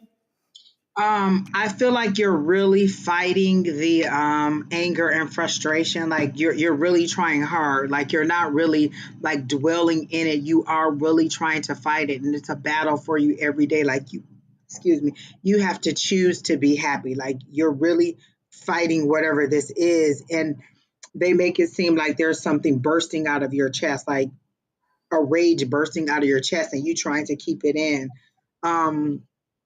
I feel like you need to just go ahead and have that, I don't know, rage for a moment. Like, there's places you can go and just destroy some stuff. Like I just had somebody that I was talking to a couple weeks ago, and he had a friend who wanted a house torn down, and he went over there and just went to work on that house, and it got a lot of that anger and frustration out. Like, I feel like you need an activity that allows you to get that anger and frustration out, and then it won't be so, you put it's trying to break out and you're pulling it back. Like, I really do feel like you fight it daily, and you really are trying to be positive, but you really are fighting it. um uh it's tough for you to fight, but it, go ahead and have that rageful moment and let it pass, and then it should be a little bit easier for you. But that's all I got. And sometimes the rage moments are so beneficial because they let you vent, they let you let it out, and then you move forward. So keep that in mind. The next people in line are Katrina Page, Cute Aditi, I don't know how you say it, and Blue Ocean, in that order. So if you are still here, Katrina Page, Cute Aditi, and Blue Ocean, let us know what your questions are, if they are specific or general. And if you say specific, please tell us what the question is. If you are not here, then we move on. And that's not a problem either. Okay? So who is it next, Don? I totally was reading the chat and not. Sorry, I was reading Kina. Kina got bumped off and she's having difficulty Yeah, with her that's what she internet. was telling me to hurry Yeah. up. So I was just chatting with her. Sorry, folks. So next in line is, again, Katrina Page, and then Cute Aditi and Atili. I can't remember anyway, and then Blue Ocean. So if you are here, Blue Ocean's here. Okay. So Blue Ocean, why don't we start with you? If the other two pop in within a reasonable amount of time, I'll read them. If not, then we will move forward. So again, Cute Adili and Katrina Page. You better speak up if you want to be read. And Blue Ocean, I'm going to let Angie read you since I read you last week. So Angie, it's on you.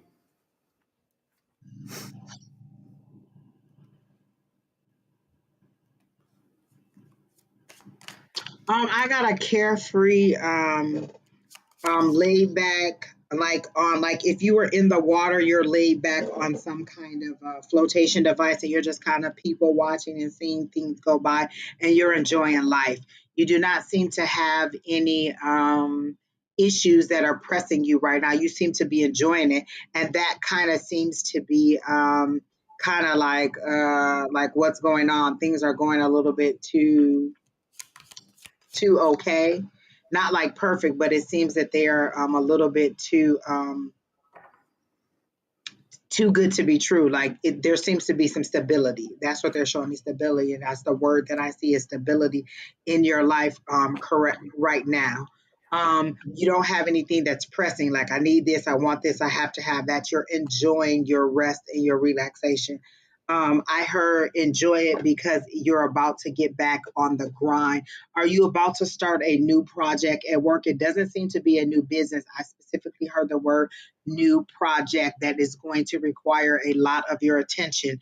Do you do something with, I want to say programming or computers or technology, but whatever this project is, it's going to take a lot of your attention, a lot of your time, and it seems to be small things that you're going to have to pay a lot of attention to in order for this project to work. But I literally heard new project coming up. And so enjoy this rest because you're really about to be on the grind. But then I see you getting accolades for whatever this is that you do. You're going to be very successful for. And so I don't know if you guys, like, you have a client or through work you have something that you have to fix or you have to improve or you have to make better, but you will do it and you will be the key person to do it. Although you're not identified as the key person, you will come out as the key person. So they're giving me goosebumps. So you definitely are going to have success with whatever this new project is that's coming up. And you may not even know it yet because I heard they have an announcement. They haven't announced it. They're whispering it in my ears, as in it's a hush, hush, hush thing. It hasn't even been announced yet. And the goosebumps are getting a lot more stronger. So I know that's what it is. It's something that hasn't been announced, but it's something that's going to come up very soon, like not in like months or the beginning of the year. Very soon, this is going to be announced. You're going to be on it, but you're not going to be the key person identified. But at the end of it, you will be the key person who gets the accolades and who kind of solved the problem or whatever it is. And that puts you on a new tier level. This is their 5 or 6 is what they're showing me, and you're going to move up. And so in this situation, 5 or 6 is the low, tier 1 is where you're trying to be. So you are going to definitely move up a couple of tiers after this project is over. Um, Definitely more money. 78 is something. I don't know if that's 78,000 is the salaries. There's something about 78 and it has to do, and there's zeros after it. So I don't know if that's the increase in money or that's what you're going to go to, but I clearly see a 7 and an 8, a comma, and 3 zeros. So 78 is very specific, as in 78,000. And I don't know, I can't specifically say that's money, but there's something to do with 78,000. And then wife. I don't feel like you have a wife. Are you ready for a wife?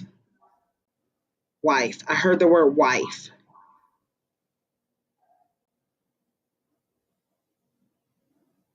Wife.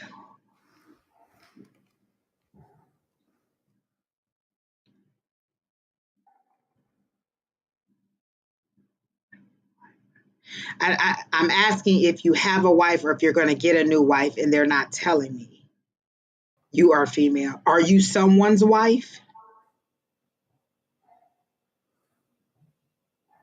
There's something about wife. Either you're ready to be a wife, like I hear the word wife, and they whispered it like it was a secret. So either you're ready to be someone's wife. Well, if you're saying that, you're saying female, so I'm assuming you're saying that, oh no, you're not looking for a wife. You are married. Oh, so you are a wife. Okay. Because I heard the word wife specifically, but there doesn't seem to be, let me see if there's any issues there. Why are they telling me the word wife? I don't feel like there's any issues there. Um, and now that you're saying that you're female, that's specifically why I think you weren't identified as the key player, but you'll come out being the key player in this situation. They did not have the expectation of you, and so that's how you'll end up coming out. But there's something about the 78,000, and then wife, wife. I don't feel like there's any trouble in your marriage or anything. I just heard the word wife.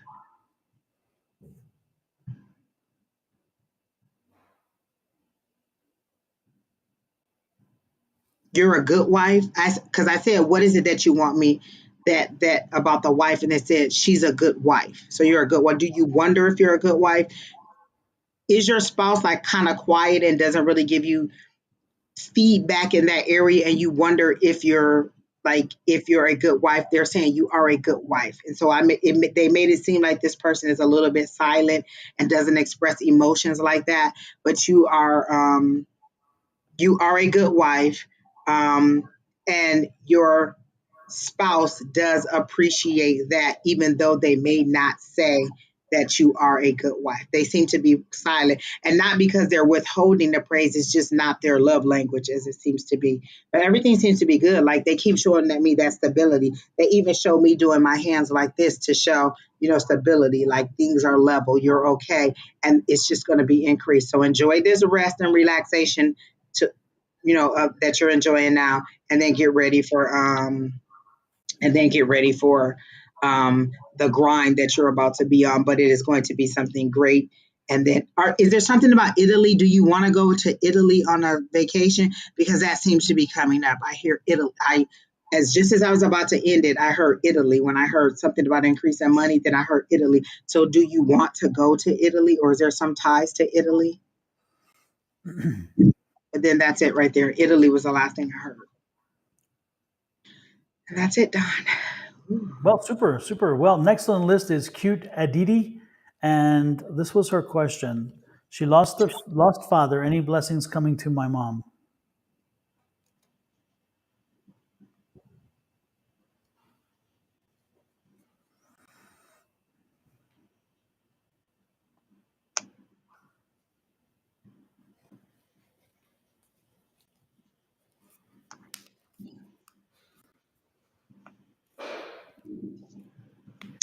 Lost my father. Any blessings coming to my mom? Cute Aditi, are you from India?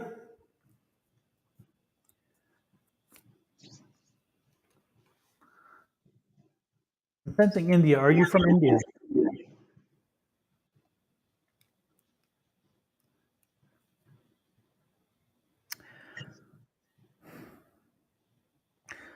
She says, Lost my father.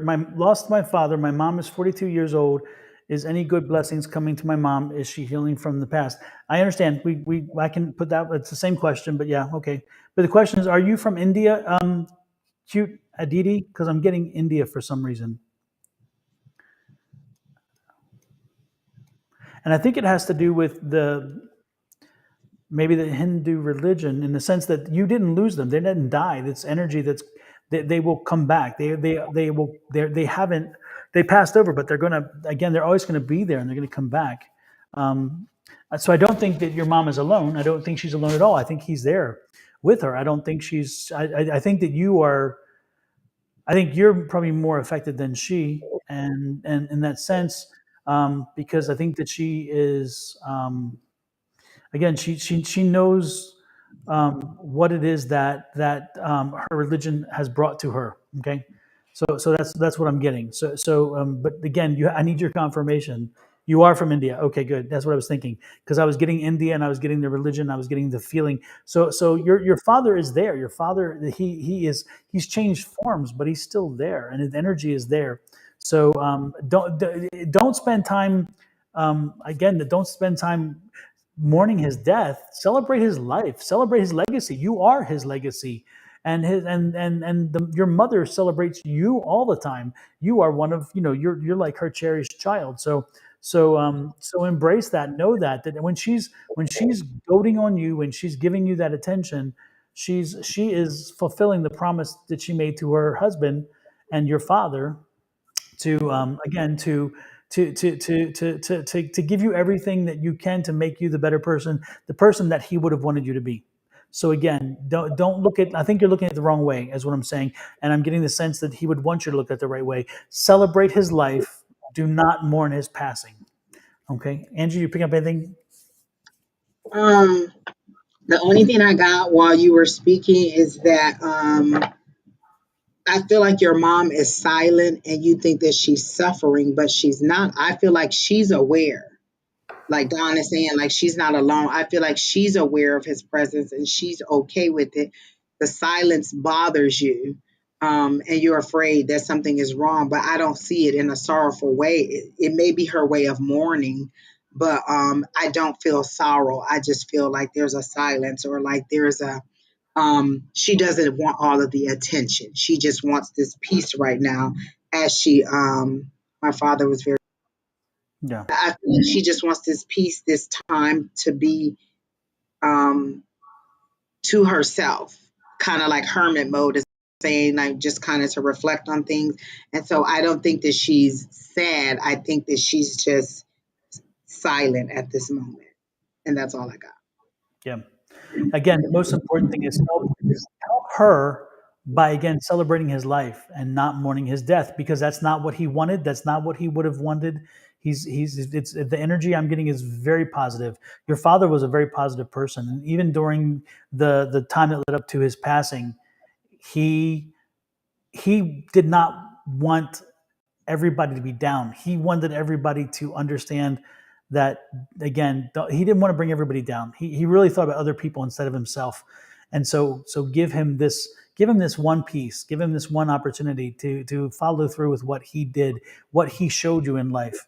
Okay. He was that person. He was that person who gave to everybody else.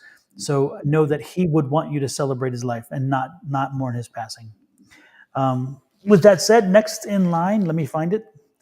Sorry. Let's see who is next.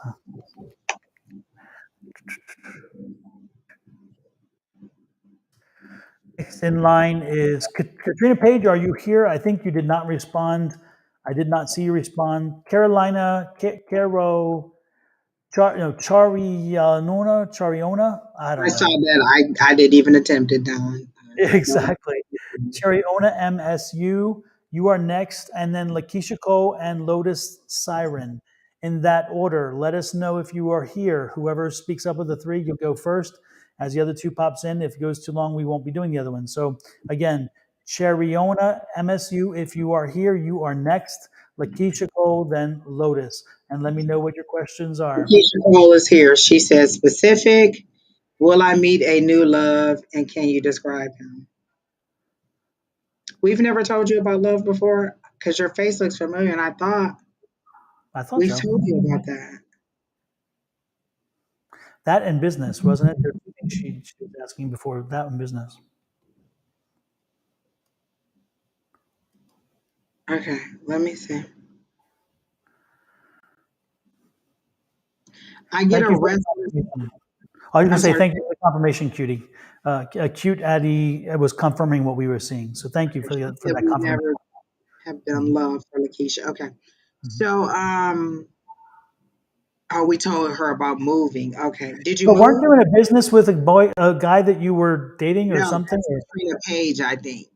Okay, okay. Because I I remember think there was Katrina the New Page. York, New Jersey, and then the boyfriend in one, and all that. And I was wondering if this is the same.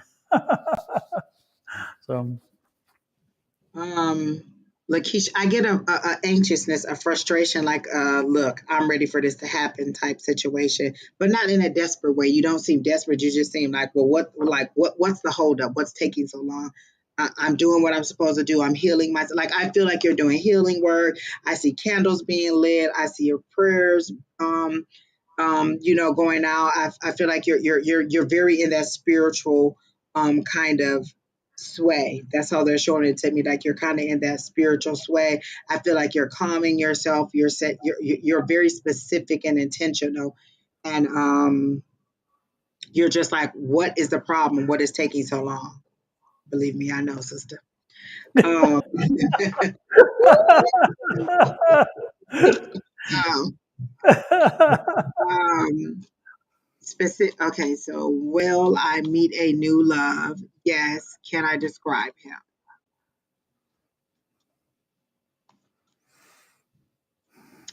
Okay, and so this is the image that they show me. And I don't know if you used to watch How to Get Away with Murder, but in the first season of How to Get Away with Murder, there was this black guy who worked there. He was really young and taught, like, I think he was the focal point of like the investigation, or he was really popular in it. Like maybe the girlfriend that he had died. That's how they showed me him, like with that little kind of curly, not really curly, but that kind of wavy or something kind of hair, like that guy. So I don't know, like How to Get Away with Murder, season one, that guy, that black guy, young, kind of looks like him, tall, slender, um, young, um, um, challenges you. He will challenge you. Not in a bad way, in a good way, challenge you to be more of you and free and to care what people think of you less. You seem to be a little bit concerned with what do people think if they know I do this? What do people know? But he will challenge you to be free, to be who you are and not have to worry about that. He will be a great support to you. Something about a brother. Do you have a brother or something like that? Like something about a brother. So maybe they'll be good friends or something like that. But I heard the word brother, but he will challenge you. He will help you to be your best self. And they're saying almond, like that almond color is what I'm really hearing. Almond color. And that guy, look up how to get away with murder and look at that guy. Yes, I have a brother or not. Okay, so your brother. I heard closer than a brother. So I don't know if he'll bring you and your brother closer, but closer to, maybe it was closer to your brother, and I thought closer than your brother because I heard closer to your brother. But this person you'll meet is going to be key to that person, unless your brother looks like that guy from How to Get Away from Murder. I mean, How to Get Away with Murder.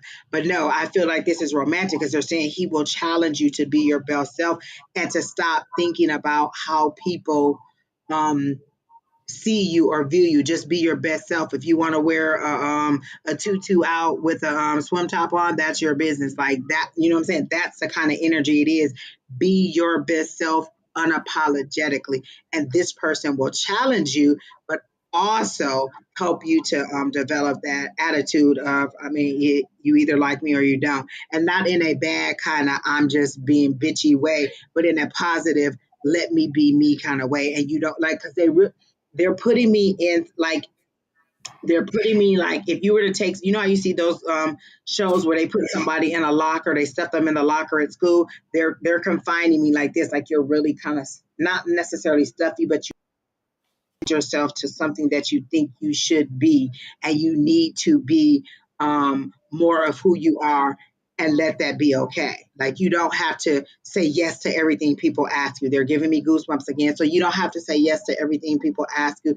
You don't have to agree with everything. You don't have to lend. Like, do you give out money a lot? Like you seem to be a person who lends. Every time somebody asks, you don't have to say yes, and you don't have to explain what your no is. No, I don't have it. No, I can't give it. No, you just need to say no. And this person will help you to be that. They're not coming to take from you, they're coming to add to you and help you to be better. Not in that I have to save you, I have to pick you up, because you don't seem to be a person who is like sad or depressed. You've put yourself into this little tight space of what you have to be like. And I know what that's like, because I used to be like I always had to be happy, I always had to be smiling, I always had to be cheerful, I always had to be this thing. And so when I went through that period of time where I was like kind of breaking out of that, it was like, what's wrong with Angie? She doesn't smile anymore, she doesn't this anymore. And so you have the option right now where you can break yourself out of that, and you don't have to be forced to do it. This person is going to help you to be that person, and you're going to be really, really nice. Like I see you guys sitting at a picnic table in the park, the leaves are falling in the fall.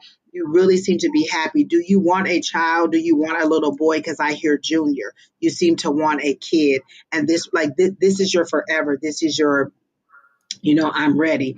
And this person seems to be all of those things. Like, I feel like you have a board, not that you're obsessed with it, but you know what you want. And love seems to be big on your board. Like, if there was a heart shaped couple in there, like you have maybe a vision board that represents everything that you want, and it's coming. It's your first child is going to be a boy, and it's going to be a junior. I hear that. And I see a little boy, and he has the same hair as this person, and you all are in the park. Like, everything you want is coming. You are being a little impatient about it, but before all of those things happen, this person is going to help you break out of that what people think about me situation, and you're going to be okay. I do see you moving away to, what does Seattle have to do with it? Like, they're showing me lots of water and green grass, and then I heard Seattle. So that seems to be something that's coming up for you. But I feel like you're going to move away with this person, and you're going to be your own little nucleus together. Like, you won't like disappear from your family, but you're going to be your own little nucleus together, and that'll also help you that you're not so accessible to family who are trying to get from you, and not necessarily in a bad way, like they're always um not in a bad way where they're always trying to scam or get stuff from you, but in a way that you are trying that you don't always have to be that person who hands out. Like, you need to pull back a little bit and saving. Is that something that is significant to you, like saving? Just pull back, just say no without explanation. No is a the word that I hear is no is a full sentence. No, period. You don't have to explain, oh, no, I can't do it now. I have to do this. No, I don't have it. That's it. You don't have to give any explanation. That's it. Okay, family. Okay, this person definitely is going to come in and put a stop to it. Not in a, oh, no, you better not. But why do you feel like they're going to make you explore your feelings of why you feel like you need to be that savior for everybody else? You don't need to be. This person is just going to make you see the real you that you should be, instead of the person that you've allowed yourself to be because of what people think you should be. So he's going to be a good person for you. I don't know a when, and I know that's your question. When is all this going to happen? And I don't know, but I do see you guys in the park in the fall. So I don't know if that's this fall, but I do see you two in the park in the fall. And the reason I know it's fall is because the leaves are changing color and they're falling on the ground. And you two are sitting at the picnic table, and you're really having a nice little cute time. Like, it's really just simple. it's not anything big. And you don't seem to be a person who's very materialistic and like, oh, you have to buy me this, you have to take care of me. You seem to be a person where if we come together and partner, we can do great things. So you're not a person who's going to make the relationship like unbalanced. You're going to balance each other. And that's it, Don. Well, it's good to hear. Good to hear. The only thing I picked up different, or anything even relatively close to what you were going with, was the time frame, because I was getting fall winter, and Okay, that's so I good. was like, Okay. be patient because it's not happening yet, but it will be happening. Also, be on the lookout. Be prepared for it. Yeah. But at the same time, don't make someone fit because you've had a reading from Angie that said clearly what this person was. Don't go around looking for the person that fits that. Go around looking to be yourself and make sure that you're showing yourself to be the bright, energetic, happy person that they're going to be drawn to, and then they'll find you. Don't try to Yeah. find them. They will find you. And if you try to make someone else fit that criteria, it's doomed to failure. That's not what you want to do. As you said that, I got goosebumps, but they said, as you said, fit that criteria, you're going to force somebody to be it, and then you're going to miss the person that you're supposed to be. Exactly. You'll Yep. know. You'll know. And they make it seem like you're not even looking for this person. You're going about your regular life. So continue all your affirmations, all your intentions, all of your prayers, all of your candles, all of your meditation. Continue all of that because you're just making your inner light glow, and this person will find you. It's kind of like you're a lighthouse and this person is coming to the Exactly. lighthouse. That's how And it is. they are drawn to your energy. That's what I got too. But most importantly, continue to be working on your highest and best self, because that's the person they want, the highest and best you. And if you're comfortable with you, they're going to be comfortable with you too. So again, do continue doing the work. Is there something about your color, like do you feel some kind of way about being a darker complexion person? Like, is that an issue for you? He will love your color. Like he will love that color, the color that you are. Like I feel like you've had an issue with like colorism, and they're saying, "Don't even worry about it. Won't even be an issue. You're gonna be fine."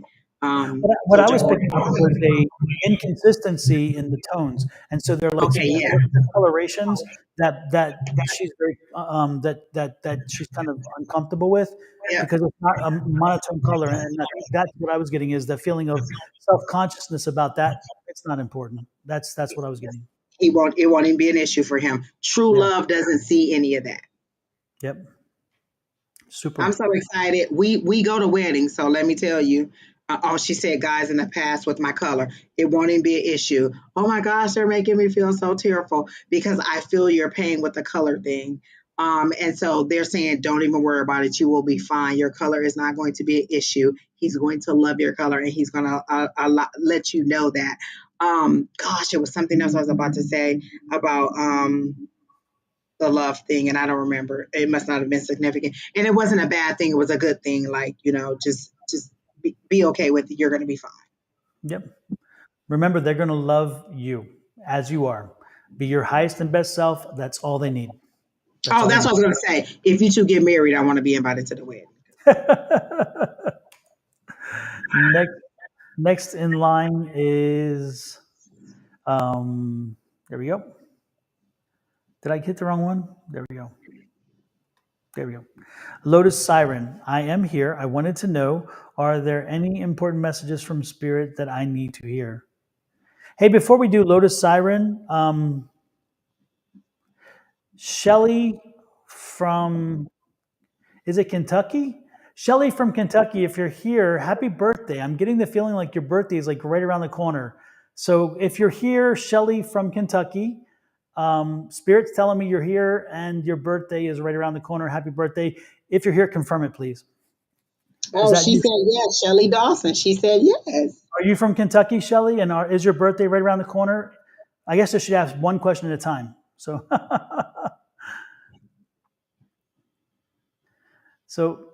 is your birthday right around the corner, Shelly? Yay or nay? Yes or no? Like the 10th or something? Like it's like right around, right, 13th. Okay. Okay, good. And Kentucky. So I got it right. Okay. Well, Spirit just wanted me to tell you happy birthday. So That's kind of nice. So sorry about that, Lotus Siren. I just spirit when they talked to me, they wanted to say something, so I put it out there. Welcome in, Shelly. Have we seen you before, Shelly? I think you're. I don't remember your name. Are you new to us here? I don't recall you being here before. I don't recall either. Yeah.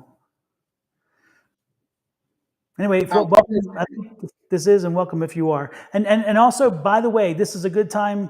You are new. Good, super, super. Don't forget to hit that like button, subscribe button, follow button, depending on which service you're on. I think on Facebook it's follow. With YouTube, it's subscribe.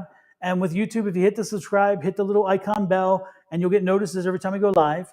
And also hit those like buttons, because as the more that you hit those like buttons, the algorithm picks it up and it shares this information with other people who need to hear it.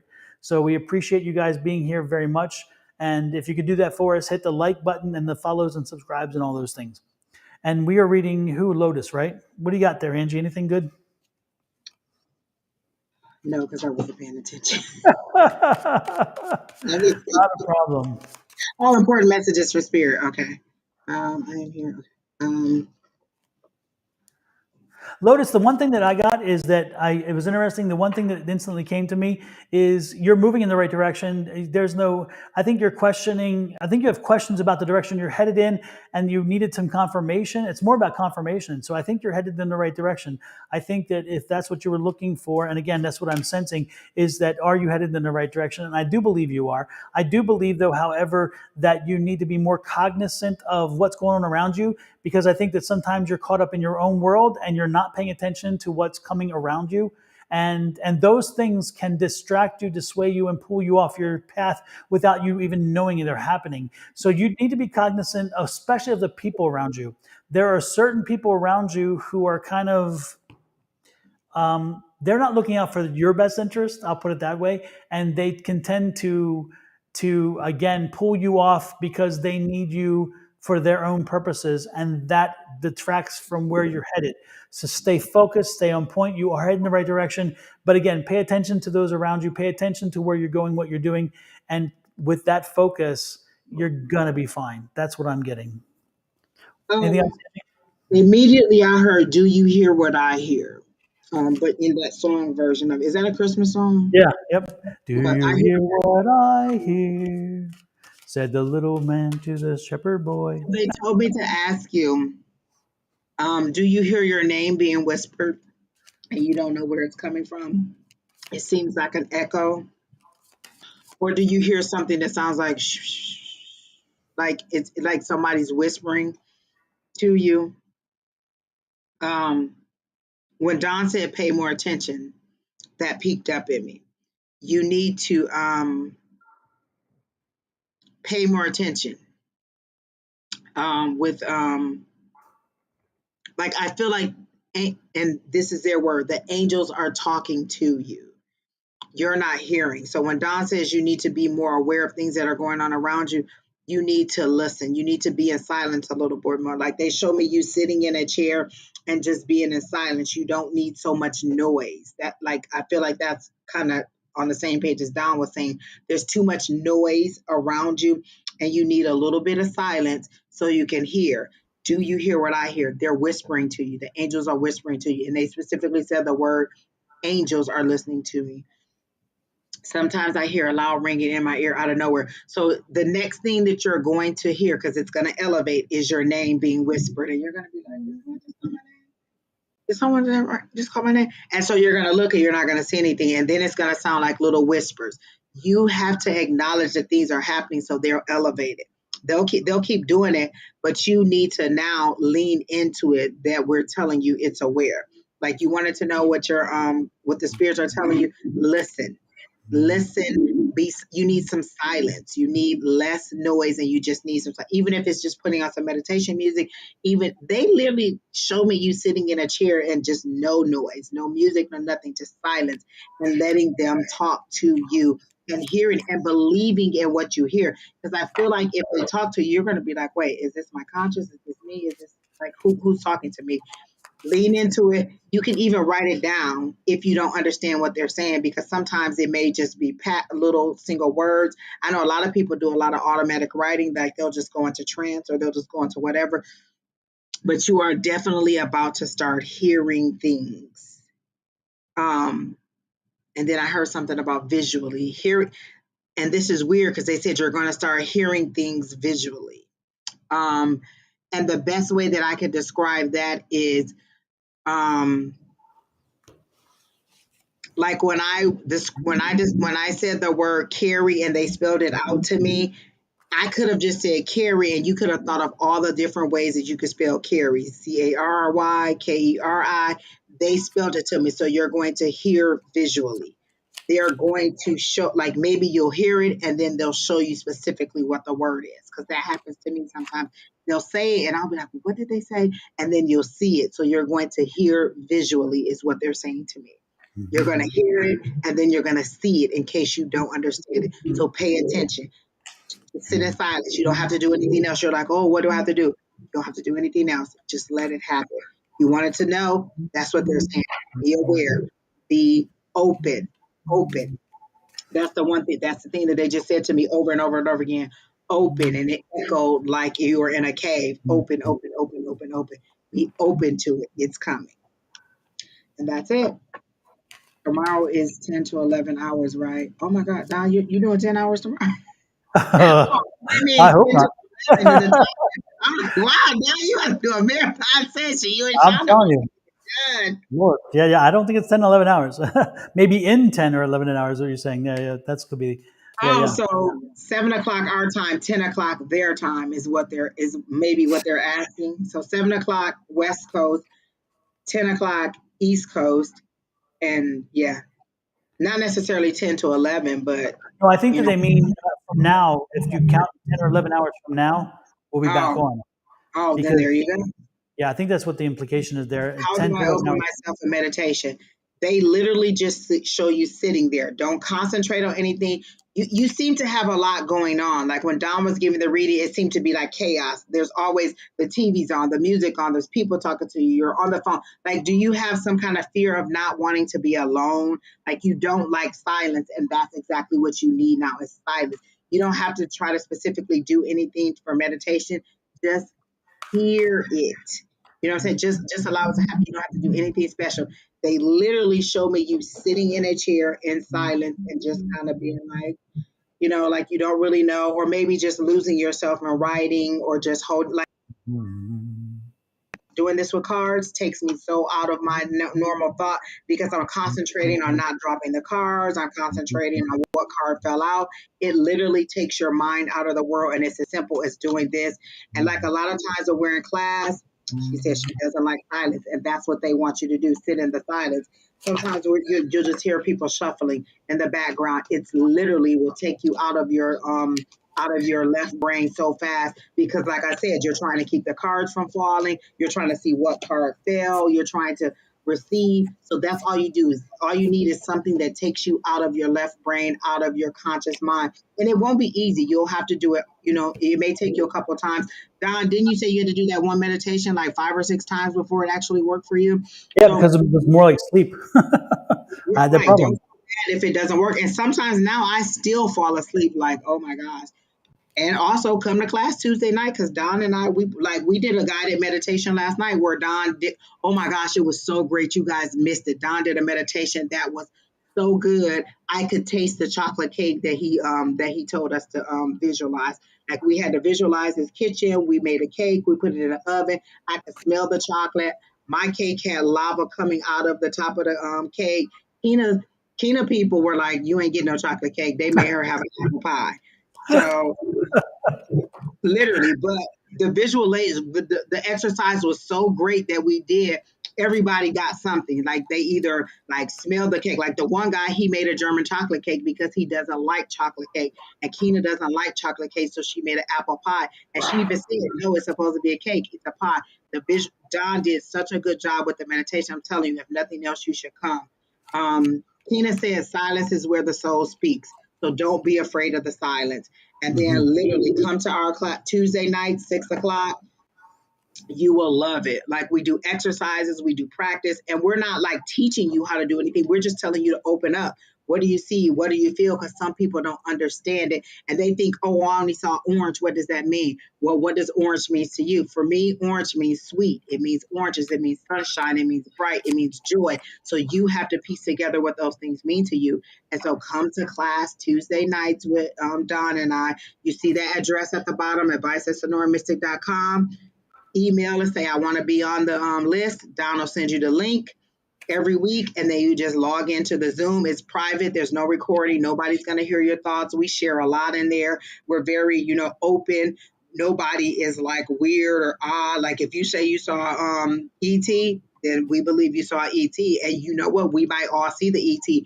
We've all saw like little things in the sky. Like, do you see that baby's face? We saw a baby's face in there, and everybody loved it. So it's that collective energy. Come in Tuesday nights, 6 p.m.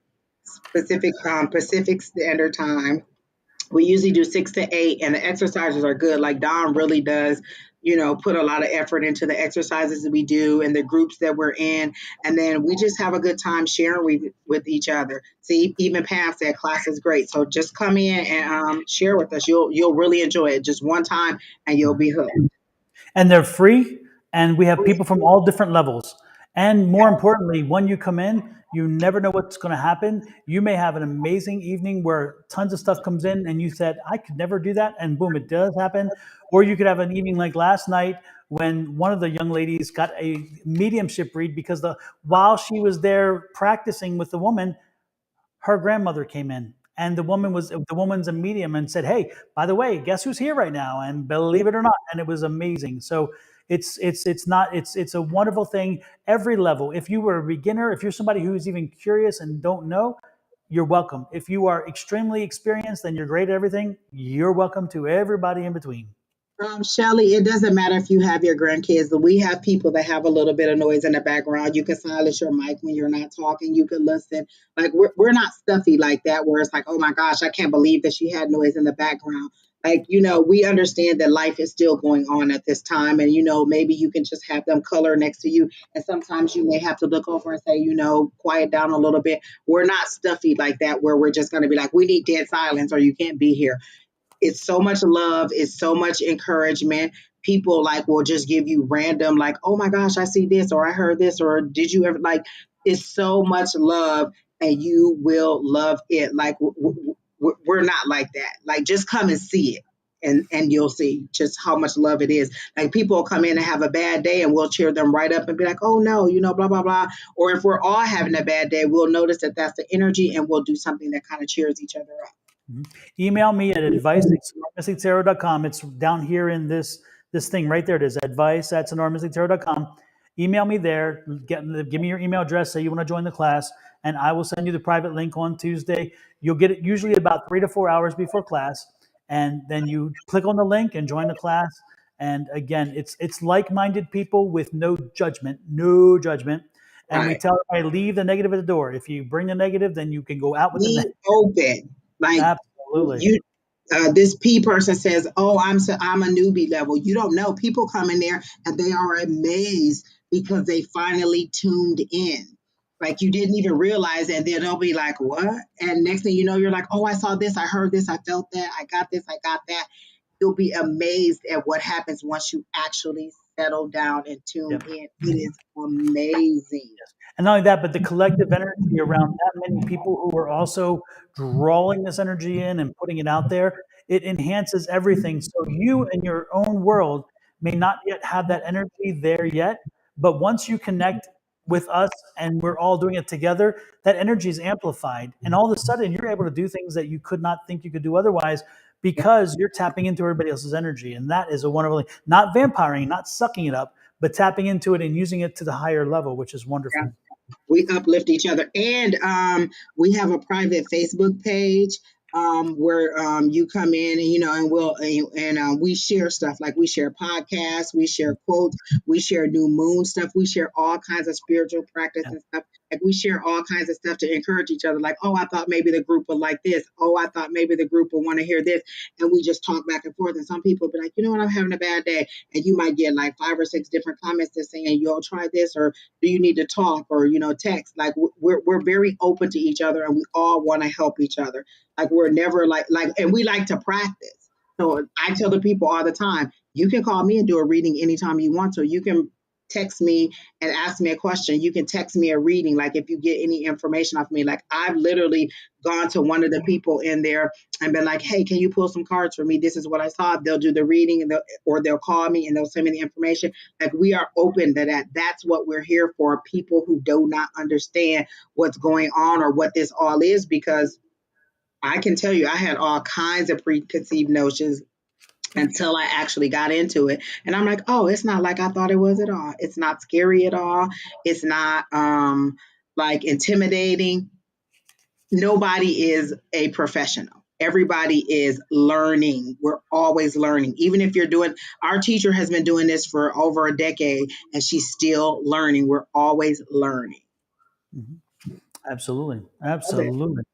Yep. So again, Tuesday nights, 6 p.m. Pacific Standard Time, 9 p.m. East Coast time, and they run for 2 hours. We start on time, we try to finish on time, and we do exercises. We give advice. We actually open for questions about what it's doing and how people are doing things and stuff. So people that have questions about the processes or whatever else, we ask. Each of us share information. And then we also, we practice. We practice. We have different types of exercises that can sometimes highlight one skill set versus another. So it's good. Bring a deck of cards. Like if you don't even have tarot cards, at least bring a deck of cards, because we do, some activities where you have to show a card and we read the energy on your card. And yes, you can read it through the screen. We read it through the screen. So bring a deck of cards. I do recommend you bring a deck of cards, even if it's not like, tarot or anything like that, just a plain deck of cards, if, or whatever that is for you, just so we can have something to read the energy on, or we can visually see. And Alicia says we are fun. We laugh too, because Alicia is one of our classmates, and so yes, we do. We tend to laugh a bit. We tend got to. The visitation last night. She got the visitation. Yes. So yeah, she was. It was quite moving. Quite moving. Absolutely. And before we move forward, Shelley, has your grandmother passed? And is your grandmother or your mother? I think it's your grandmother, but it could be your mother. It's like a blondish colored hair. When she was younger, she's like a little bit of a oval face, maybe a little bit. She was a little bit heavy.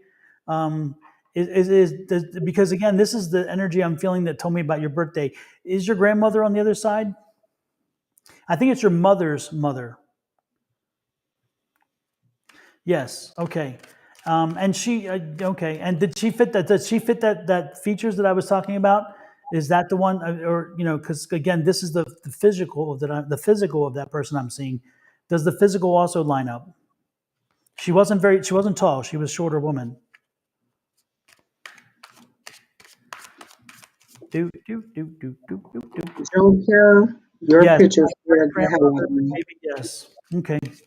Because that's who come in to tell me about your birthday. So apparently she just wanted to, I just wanted to connect the person who came in, because she kept sticking around like she needed me to tell you why that was. And so she came in and she was here. That's who was bringing the information. And before, she didn't show herself, but then she kind of got a little bit huffy because I didn't acknowledge her, but she wasn't giving me the acknowledgement. She was just giving me information. I thought it was just spirit, but she was wanting me to let you know she is actually here. So she was coming through. Now you didn't know her that well. I don't know if you even knew her at all, but she is around you. She is around you often. She's always around you, by the way. And she travels with you. So when you need to speak to somebody, when you need to speak her name, talk to her, and she will send you a signal. She'll respond. And she says that you're overwhelmed by the children. Yeah, and she's too hard on herself. You're too hard on yourself. You beat yourself up a lot. Lord have mercy. I don't know why, but Not you do. overwhelmed in a bad way, but in a whoa, this is a lot of work, and I should be past this. Like, why am I doing this all over again? Type thing. And not that you don't like it, but you are a bit overwhelmed with all of the things that are going, technology, all the things that have to do with the children. You are doing a good job. Yeah. You want help, but you're looking for help in the love, like if I just had a husband or if I just had, okay, you want help, and let me see where the help is coming from. And you work in some kind of service, like a public relation, there's something about customer service or some kind of, you deal with the public. Is that what I'm getting? Because that's what I'm getting from her, is like you deal with the public and you're communicating with public, and that takes a lot of energy. Is that correct?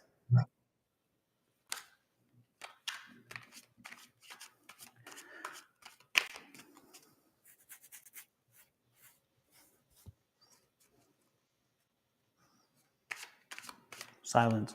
Because I have another question. I'm just waiting on her to ask that question, to answer that question before I ask the next question. But it's about the kids. No, You know, in fact, but you can do your job. Okay.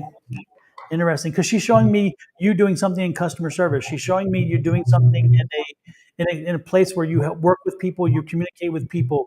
So I'm wondering if maybe she's hinting to you to that maybe you need to look at something else, because she's showing me that this again, you in a customer service role. She's showing me you in a working role. from home, Don? Say again. Is she working from home in this customer service job? Um, no, I'm getting like a counter. I'm getting like again, people come up and they ask questions or whatever. So it's like a customer service. It's not like a cashier, not that. It's not sales, it's not that at all. It's more, again, it's more of a, I don't know if it's a state job or something where people, or a federal job where people come up and you have to help them with maybe their plans or their economics or their social security or something, or driver's license. I'm getting something like that. I'm getting like a service type of job where again you're working and then people come in, they need something and you facilitate that, but it's not sales, not sales. This is the other thing. You are not utilizing the resources available to you as a, and the word they're using is foster mom, but like you have custody of children that are not yours. There are resources that are available to you to help you ease this, and you're not fully utilizing those resources. You really need to tap into those resources and allow them to help you. You don't seem like a person who wants to ask for help. You want to battle through this, and you thinking like, wow, this is a lot harder the second time around. Um, and not harder as in you don't know what you're doing, but it's a little bit more exhausting because we are of a particular age, I would assume. And so it's just a little bit more tiring, and it's a lot of more activity. Like the kids seem to be very rambunctious. And the question I had is, are they about to return to school? Like, are they going to be in school um, the the the earlier part of the day? That'll give you a little bit of rest if they're going back to school. But also, you're not utilizing the resources that you could get. Like there's after school programs, and there's other things that you can put them in that'll kind of help you with caring for them. You're not utilizing your resources. If you have an advocate, you need to tell the advocate, I'm overwhelmed. Is there something you can do to help me? Is there resources that are available to help me do what I need to do? You're not utilizing all of your resources. There seems to be help all around you, but you seem to be like in this cylinder, a clear cylinder locked into like if it was like a vacuumed cylinder, and all these things are around you, but you can't get to them because you're vacuum sealed in. You need to get to those resources, and it's just basically about, like they're making it seem like just touch the wall and it'll disappear, or touch the wall and the door open and you can step out. You need to get yourself out of that I can't ask for help thing. I'm going to talk to the social worker. Definitely. That social worker can give you resources that'll help you. You are not utilizing your resources. And just let them know, like, this is a bit much for me. Is there anything I can do for this, and this? And they'll help you with those resources. That there's a lot of programs that'll help you with this situation. And I feel But some can I, sadness about the child that you like, the child that you are raising, that person's kid. Like there's some sadness there. You can go ahead now. no, I was just wondering, are we picking, because For some reason, I was picking up grandkids. So are Yeah, these your they're grandkids? her They're not grandkids. your Yeah. kids, No, right? they're her grandkids. She did say that, and that's what I'm saying. The Okay, I missed sadness that. is Sorry, about sorry. the kid who she's, her child. There's sadness about why she has to care for that person's Oh, child. sorry, I missed that. My bad. Yeah. Yeah, because I was getting I was getting your grandkids, and I'm thinking, wait a minute, did I miss something? Because I was I'm sorry, I don't pay attention sometimes. Oh, she's the subdivision that was in the tornado. Mhm. Oh, ooh. Wow, prayers and healing energy sending your way definitely, and to your community's way. Jeezy whiz. Yeah. Okay. Well, again, it's a yeah. Just know that again. I see you changing jobs, and I don't know. I see you doing something that's going to make you much more comfortable and much more aligned with what you should be doing, because a factory isn't where your energy is not aligned with a factory. Okay, that's just not who you are. And so I think your grandmother's that was part of why she's here, is to kind of tell you that. And it is your birthday coming up soon, and so it's like one of those things of, hey, maybe consider what does this year coming in mean to you, and then maybe set your affirmations. Tell the universe what you want to happen, how you want the change to happen. Tell them that it will happen by not going to, well, I wish or whatever. This is what's going to happen. Tell them what's going to happen and put it out there every day. You'd be surprised what that would do for you. When I read My Daughters in Domestic Violence, I saw a white candle. I saw it being lit, and I saw your daughter's picture leaning against that candle. You can either write your intentions for your daughter on that candle, because I feel like you pray for her a lot. Light this candle, set those intentions, like Don are saying, say those affirmations, and lean her picture up against this candle. And by the time it's over, I'm not saying that her situation will be over, but the things that need to happen will be in motion. So, like the candle, you can go to the Dollar Tree and get a white candle for $1. Light it. You can put oil on it. You can do it whatever you want to do. But light this candle and put your daughter's picture, like just lean it up against the candle and let it burn. Set your intentions. Like, be in a positive mood. Don't be in a desperation. Be in a hopeful mood, in a joyous mood. And when you have a little bit of time to yourself, and I know when you have the kids, that may not be so easy, but set the mood where you're in a joyous space and you're not in a sadness, because you want to give the intention of joy to your daughter and of healing to your daughter. And just think, so maybe you think about what you want to send to your daughter before you go and buy the candle and before you light the candle. But they clearly showed me a white candle and your daughter's picture leaned up against it, and setting your intentions as you light the candle. And Shelley, she said that your great grandmother, your great grandmother told you, is telling me that you don't have to ask that question. You know the answer about John. You don't need to ask us. You know the answer. As for painting in the trees in the fall, the Facebook group we spoke about, the only way you can have access to that private group is by joining our class. So if you're not in our class, you will not be able to join that private Facebook group, because that private Facebook group is solely for the members of our class, because we share different things there that are for our development, and we don't put it out to the world. That's not so again, if you're part of our class, we can add you to that. Otherwise, no, we don't allow access to that. That's one of those privileges about being in the class. Mhm.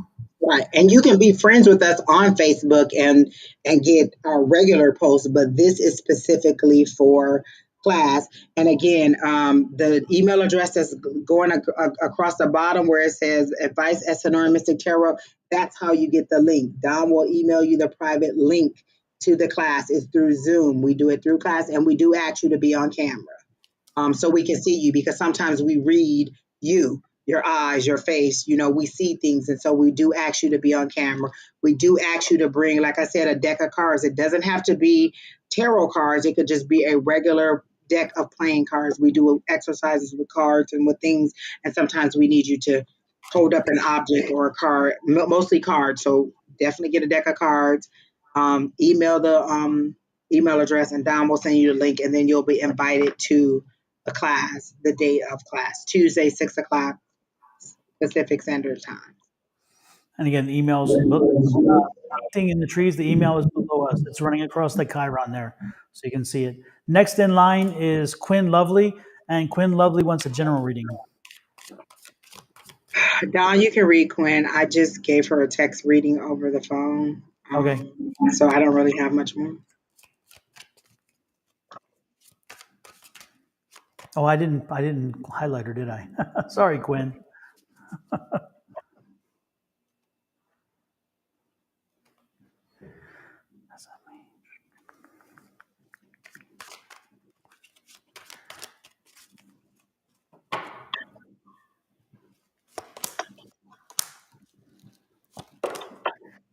Okay, Quinn. Wow, I'm getting a lot of low cards. There's got to be there's got to, you're getting ready again. It's interesting because I'm feeling like it's time for a change. It's time for a real change, and it is that again that time for a change. The full card is here, so that's the beginning. The full card is telling it's the lowest card in all of the tarot deck. This is the zero card, and so again, that's that new beginning, new clean, new start. There's some plans that need to be put into place. Also, there's that Ace of Wands again, a new cycle beginning, a new cycle of movement. The question is when you see the wands, it's like, is it business related? Is it a new job? Is it a new opportunity? The Knight is in there, which tells you again, get moving. Don't sit on the sidelines. Don't sit there waiting for somebody to save you. Get moving. Do it yourself. This is the Knight of Swords too, because it's telling me that this part of this newness, this new change, is you thinking differently. You thinking about things in a different way. What you have been thinking about and how you've been doing things is not quite the way it's not working. And so again, this is renewed. This is a new way again of approaching things moving forward. Again, you're going to rise above all this, which is great. This is going to help push you further in, going to take you to a different level because again, you need to be, it's like a shakeup. Okay. And there's the Queen again, all these wands. And so this seems to be a lot about job or career or opportunity. So don't be surprised if you're looking at potentially a new job or starting your own business or developing the business in a new way, a different way. And that's what that sword is talking about. But I see a lot of positive energy again around either a new job, a new opportunity, a promotion, a new position, something like that. So again, I see a change. So do not be surprised if you get word of one of those things. And look, another wand. I'm telling you, it's crazy. That's 5 wands. So that's what I'm seeing. Hopefully it helps you, Quinn. And with that said, next is Dorothy Smith, General Finance. Is Dorothy still here? She's on Facebook, and so she couldn't. This not registering here. I had to go over there and find the information. I thought it connected, Don. It is connected, but for some reason the comments aren't coming across. So when I look here for my personal one, I can't see the personal comments. So she is there, and since she's my sister-in-law, I'll let you do the reading.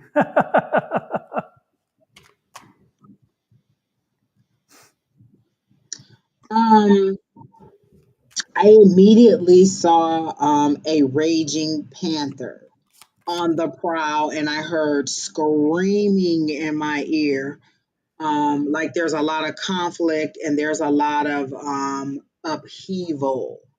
I see this panther, but I feel like you're that panther, that sleek panther, um,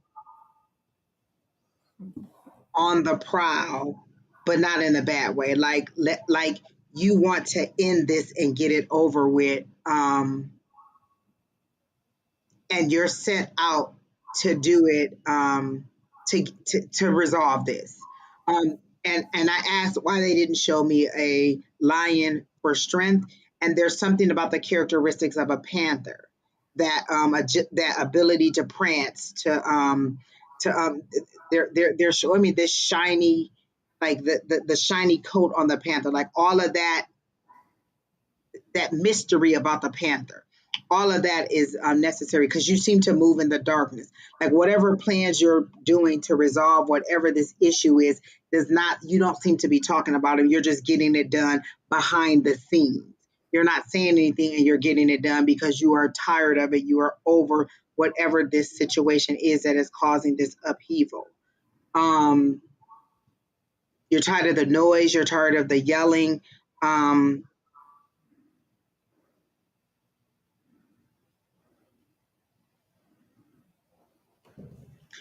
I hear allow your true instincts to kick in, like those animal instincts.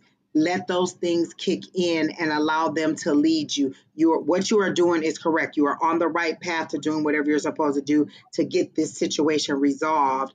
And you're the definition of move in silence. You don't seem to be letting people know what your plans are, but you're going to get this situation done and over with quickly, or not necessarily quickly, but you're going to get it done. And like you're like, you know what, this is ridiculous. I obviously have to do this myself. That is literally how I heard. I obviously have to do this myself because nobody else is going to get it done. And this is you making those plans and getting things done. And next thing you know, everything is resolved or every stuff is in motion, and people don't understand how it ended or how it got to where it needed to be. So you are definitely on the right path. You are definitely making the correct moves behind the scenes. They are very clear that it's behind the scenes. It's the silence that is helping you, because no one knows what you're doing, and nobody can whisper to this person, to that person, and tell this person what you're going to do before you're going to do it. Keep that silence, keep that mystery about it. That panther is very specific. Like they're really giving me that mystery of that panther and those characteristics of that panther. And the lion wasn't what you needed. It's not the strength. It's that stealth is the word that they're using. That agility, that able to to pivot, to do what you need to do, to pounce on the situation and to put the fire out. That's why it's the panther. You really need to um,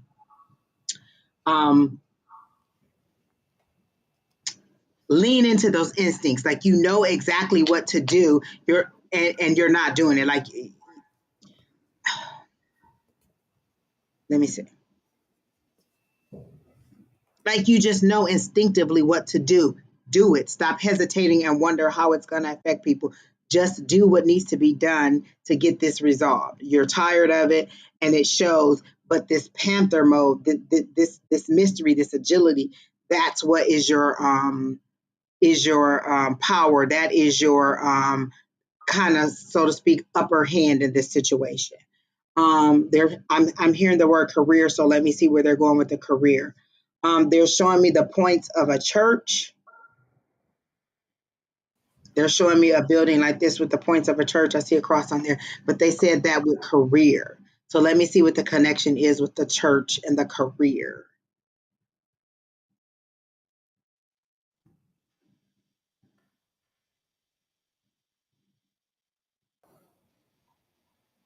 So they're showing me someone being forced to sit in a chair where they don't. So are you uncomfortable now with the church or like with religion? Like they're like, because they showed me this, the top part of the church, and they showed me that there was a cross on there. So that's how I knew that this was a church. And then there's somebody sitting in chairs that are lined up, but they're strapped to the chairs like they cannot leave this space. So do you feel like you can't leave the church? Because it feels like or whatever, something has you bound to this chair, and or has, it's a male in the chair, a male energy. So I don't think it's necessarily a male, it's the male energy. So that's your inner I don't want to, masculine energy, that power, that aggression, not necessarily aggression, but that power, that oh, what word do I want to use for, but that masculinity. You are being bound to some situation. It has to do with religion because you're in a church. Are you bound to like something morally wrong that is happening? Um, you're bound to this situation in this chair. And they're saying all you have to do is just kind of move your hands, and whatever's holding you will just open up and you can just leave and walk away. Like they're giving me that scene where I think it was Paul, he was a prisoner in that cave, and then all of a sudden all the just chains just broke off and he just walked out. That's what they're giving me. Just get up and walk away from whatever it is. Leave that, whatever is binding you. You can get up and walk away and leave it. You don't have to stay bound to it. But they're telling me this, and the whole time I can see that this. So whatever is you're bound to, you have the ability to walk away from it. You don't have to stay. And then that's kind of all I got. Super. Any? I don't see any confirmation, so I'm guessing that. Again, I'm looking at Facebook, and I haven't seen. There was a yes, a no, a no. So I don't know exactly when the yeses, no, and no came in. So sorry. It's hard. Again, it comes here, but not on this, not on our chat. So it's kind of crazy how that works. So Wait a minute. I don't understand what P is saying. Can I ask specific questions when people are around me? I don't want to get their energies in as I am a university RN. I have no idea what that is. Okay, I didn't understand what that meant either. I don't know. You're not well when if you're talking about the class P. The classes we talk in groups.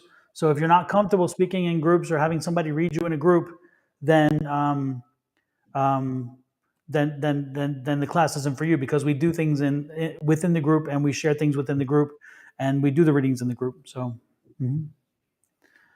so so if that's what you mean, I don't know. So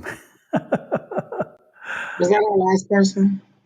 that was the last person. I think we are done. And we are done within 2 hours. My gosh, 2 hours. Well, actually, 2 hours and 44 minutes, almost 3 hours. So, I want y'all to know this. Keena hasn't said anything, but she's about to make me some picture face Angie shirts. Um, as soon as she does, I'm gonna wear it on here, and you can order them from Keena. There's going to be there's a couple designs she showed me, and I'm going to go ahead and approve them. Hashtag fix your face Angie.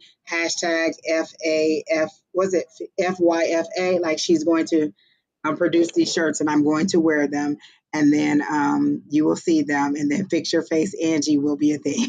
and And she's you also know, going to be soon having sickle cell shirts yeah. in honor of sickle cell anemia. So watch for those as well. September is Sickle Cell Awareness Month, and so every Friday in September, it's September, right, Keena? Yes. Every Friday in September, we wear this red shirt that Keena is going to create for sickle cell awareness, and then she's about to design the 2022 version, limited edition. Once she sells out, she's done. So we have our 2021 edition. I'll wear it for y'all next time we're on here so you can see what it is. And then she's about to release the 2022 edition, and you need to get in because once she sells out, she doesn't make any more. And I believe she. I mean, I guess we can bring Keena on here to tell us if she want to come on here. Um, and is she back there? Does she want to come on here, Don? Or is Don frozen? Kina? Yeah, she's here. Kina, you want to come on? She said, yeah. Okay. We We can't hear you. can't I hear don't, you. can't hear No. you.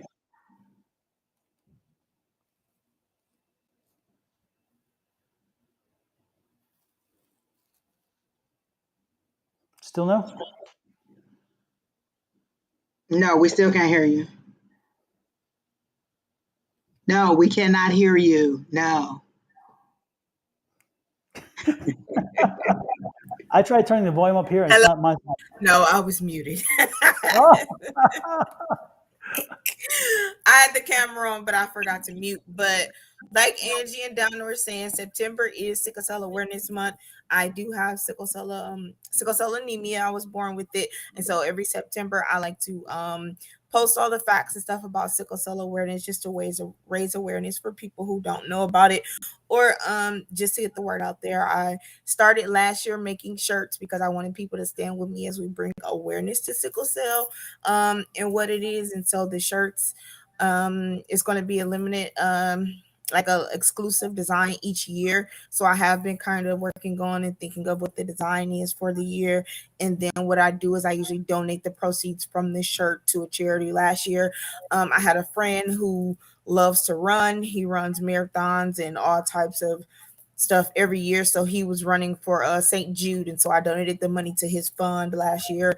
I'm trying to figure out where I'm going to donate the money to this year, but that's the goal. It's kind of just to get people to wear the shirts. So of course they're going to be red with I think white writing or some, I forgot color, but the shirts are going to be red because red is a sickle cell awareness color. And every Friday in September we wear red, and we take selfies and we post them, and we just try to bring awareness to sickle cell. Selfie spelled CELL. LL, yes. Selfie, as in the cell.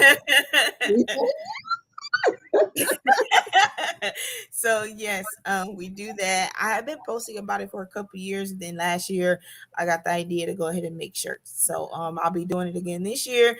It was a lot of fun, to see people wearing their shirts and to see people posting about it and sharing and standing with me just to bring awareness to a disease that I deal with on a day-to-day basis. So that's it. And I will be doing something else. I will not be running again. Last year I ran 2 miles per day. Was it 2 miles, Kenna? 2 miles per day for every single day for sickle cell. And I was taking donations. If you want to know about the run, go onto my YouTube. A5 says A, the number 5, and SAYS. And there's a video for every single day in September where I talk about that run and everything I went through.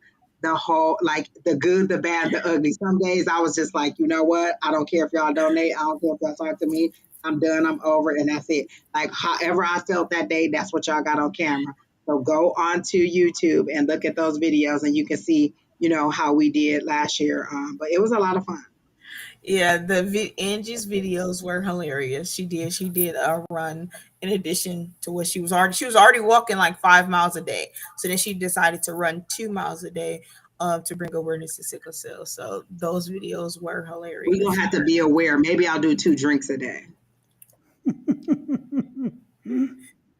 Keena, don't look like that. I'm not running, I bet you that. Don always looks so good in his red shirt. So, hey, red is my color. It works. It is, and we know you have shoes to match anytime. I have shoes to match and glasses. I don't have my glasses on too. Oh, and glasses, yes. Yeah. So also, if you go on my IG or Facebook, you can also see the red shirts because I just posted about that. See, I already got some support. Alicia says she can do that too. 2 drinks a day. We can do 2 drinks a day for sickle cell awareness. Is it going to be water? Because I usually try to make sure I get a gallon a day. It will definitely have water in it, and it'll be called ice. Anyways, within the next couple of weeks, probably by the 15th or so of this month, they should be available to start purchasing because the first Friday in September is September 2nd. So if you get in the first round of shirts that go out, then you get to have it for that first day. So I usually try to get them out as quickly as possible since we do wear them every Friday. You don't have to wear that shirt, but just any red in September on Fridays is what I like to do and post about. So. And she created the shirt because we never had red shirts to wear on Friday. Yes, that is exactly what happened. She was like, "Oh yeah, I don't have any red." I said, you do now. So it's kind of become a thing, and I hope it's something that I can carry on. And then the shirts, whatever age I am, that's how much the shirts will be. So this year the shirts will be $36 because I'm 36. And so every year that I live with this chronic disease, that is how much I'll be charging for the shirts. So. And I just changed the Chiron to red in celebration of that. Remember it was blue, I just changed it. I gave Keena a reading last night, an impromptu reading, and it said going to prepare the way for her. And so this is preparing the way because Keena was not getting the message out there. Spirit was like, go ahead and tell everybody what she gonna do. That wasn't that I wasn't getting it out there. I mean, it's what, the 3rd of August. So. But Keena knows You what gotta shirts I stamp want. out the shirt. You gotta show the design. You gotta mail the shirts out. I need my shirt the first Friday in September, and you ain't got that many more weeks. Today already the 3rd. By the 15th. I'm not making them this year. I'm having that outsourced. That was a bit much last year. Last year I made them all. I'm not doing that this year. So Don, what did you just say? She owes me another shirt though, a different kind of shirt. She knows which Oh, one. this one. Oh, the one that I have on. It's actually the one that I have on. Is that the one with the sayings in there that you said? Yes. Yes. Don, yes. Yeah. Talk about orders. Let me put mine in right now. Exactly. No, mine's been in. Mine's been in, and I reminded her. I need a special order from Linda that says, "I'm the daughter." Listen, Get on that design too. I need a special design for Linda that says, "I'm the daughter." Yeah. So first, it'll probably be the main focus would be the sickle cell one, and then after sickle cell, there's going to be a series of other shirts that I've been working on for over a year now, trying to finalize the designs and everything. And so we'll see. So I guess every time we come on here, we'll have a different shirt to tell you guys about. So that'll be fun. Absolutely. All right, guys, this was fun. Hey, no, I missed you all. Before we go, is there's a Pat here? Her daughter is apparently with us. Pat just died in July. Pat is the mother, your mother, and she's telling me she's not with your grandmother because your grandmother died last year. Does that resonate with anybody? Again, your mom is Pat. She just passed away in July. And she has gone to join her mother who passed last year. Does that resonate with anyone?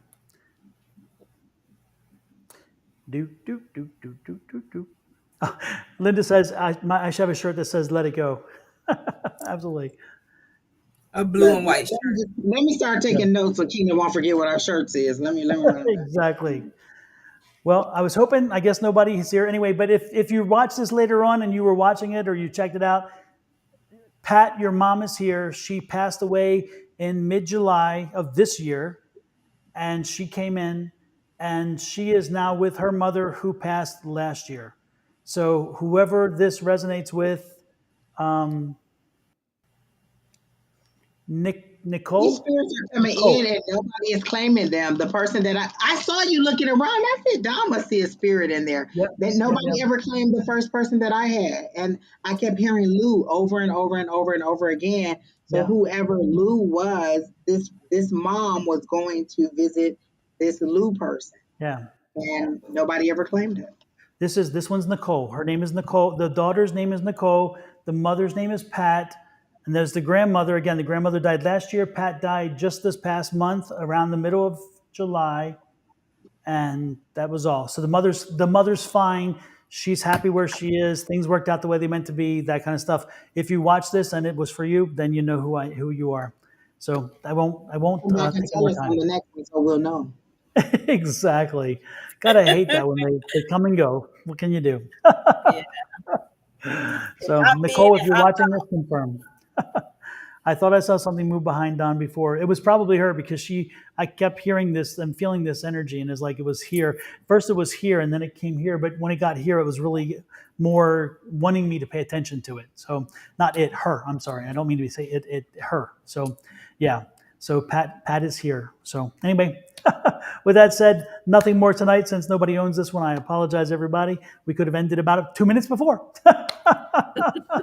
But I'm telling you, Nicole, you will know this. When you see this, you're going to say, damn, I wish I had been in there. I don't know who you are, but that's what she's saying. But know that your mom is okay where she is. She's happy, and she's with her mom. And they haven't been together in a year. So again, Grandma died last year. The very, very end. Look at that. I hear 2 you. minutes. I hear you. Night, everybody. Good night, guys. Have a good night. Don't forget tomorrow. I'll be back here tomorrow morning. I'll be in the comments tomorrow morning. And maybe Pat will be back here tomorrow morning too. I don't know. We'll see. No, See y'all. they can't Bye-bye. stay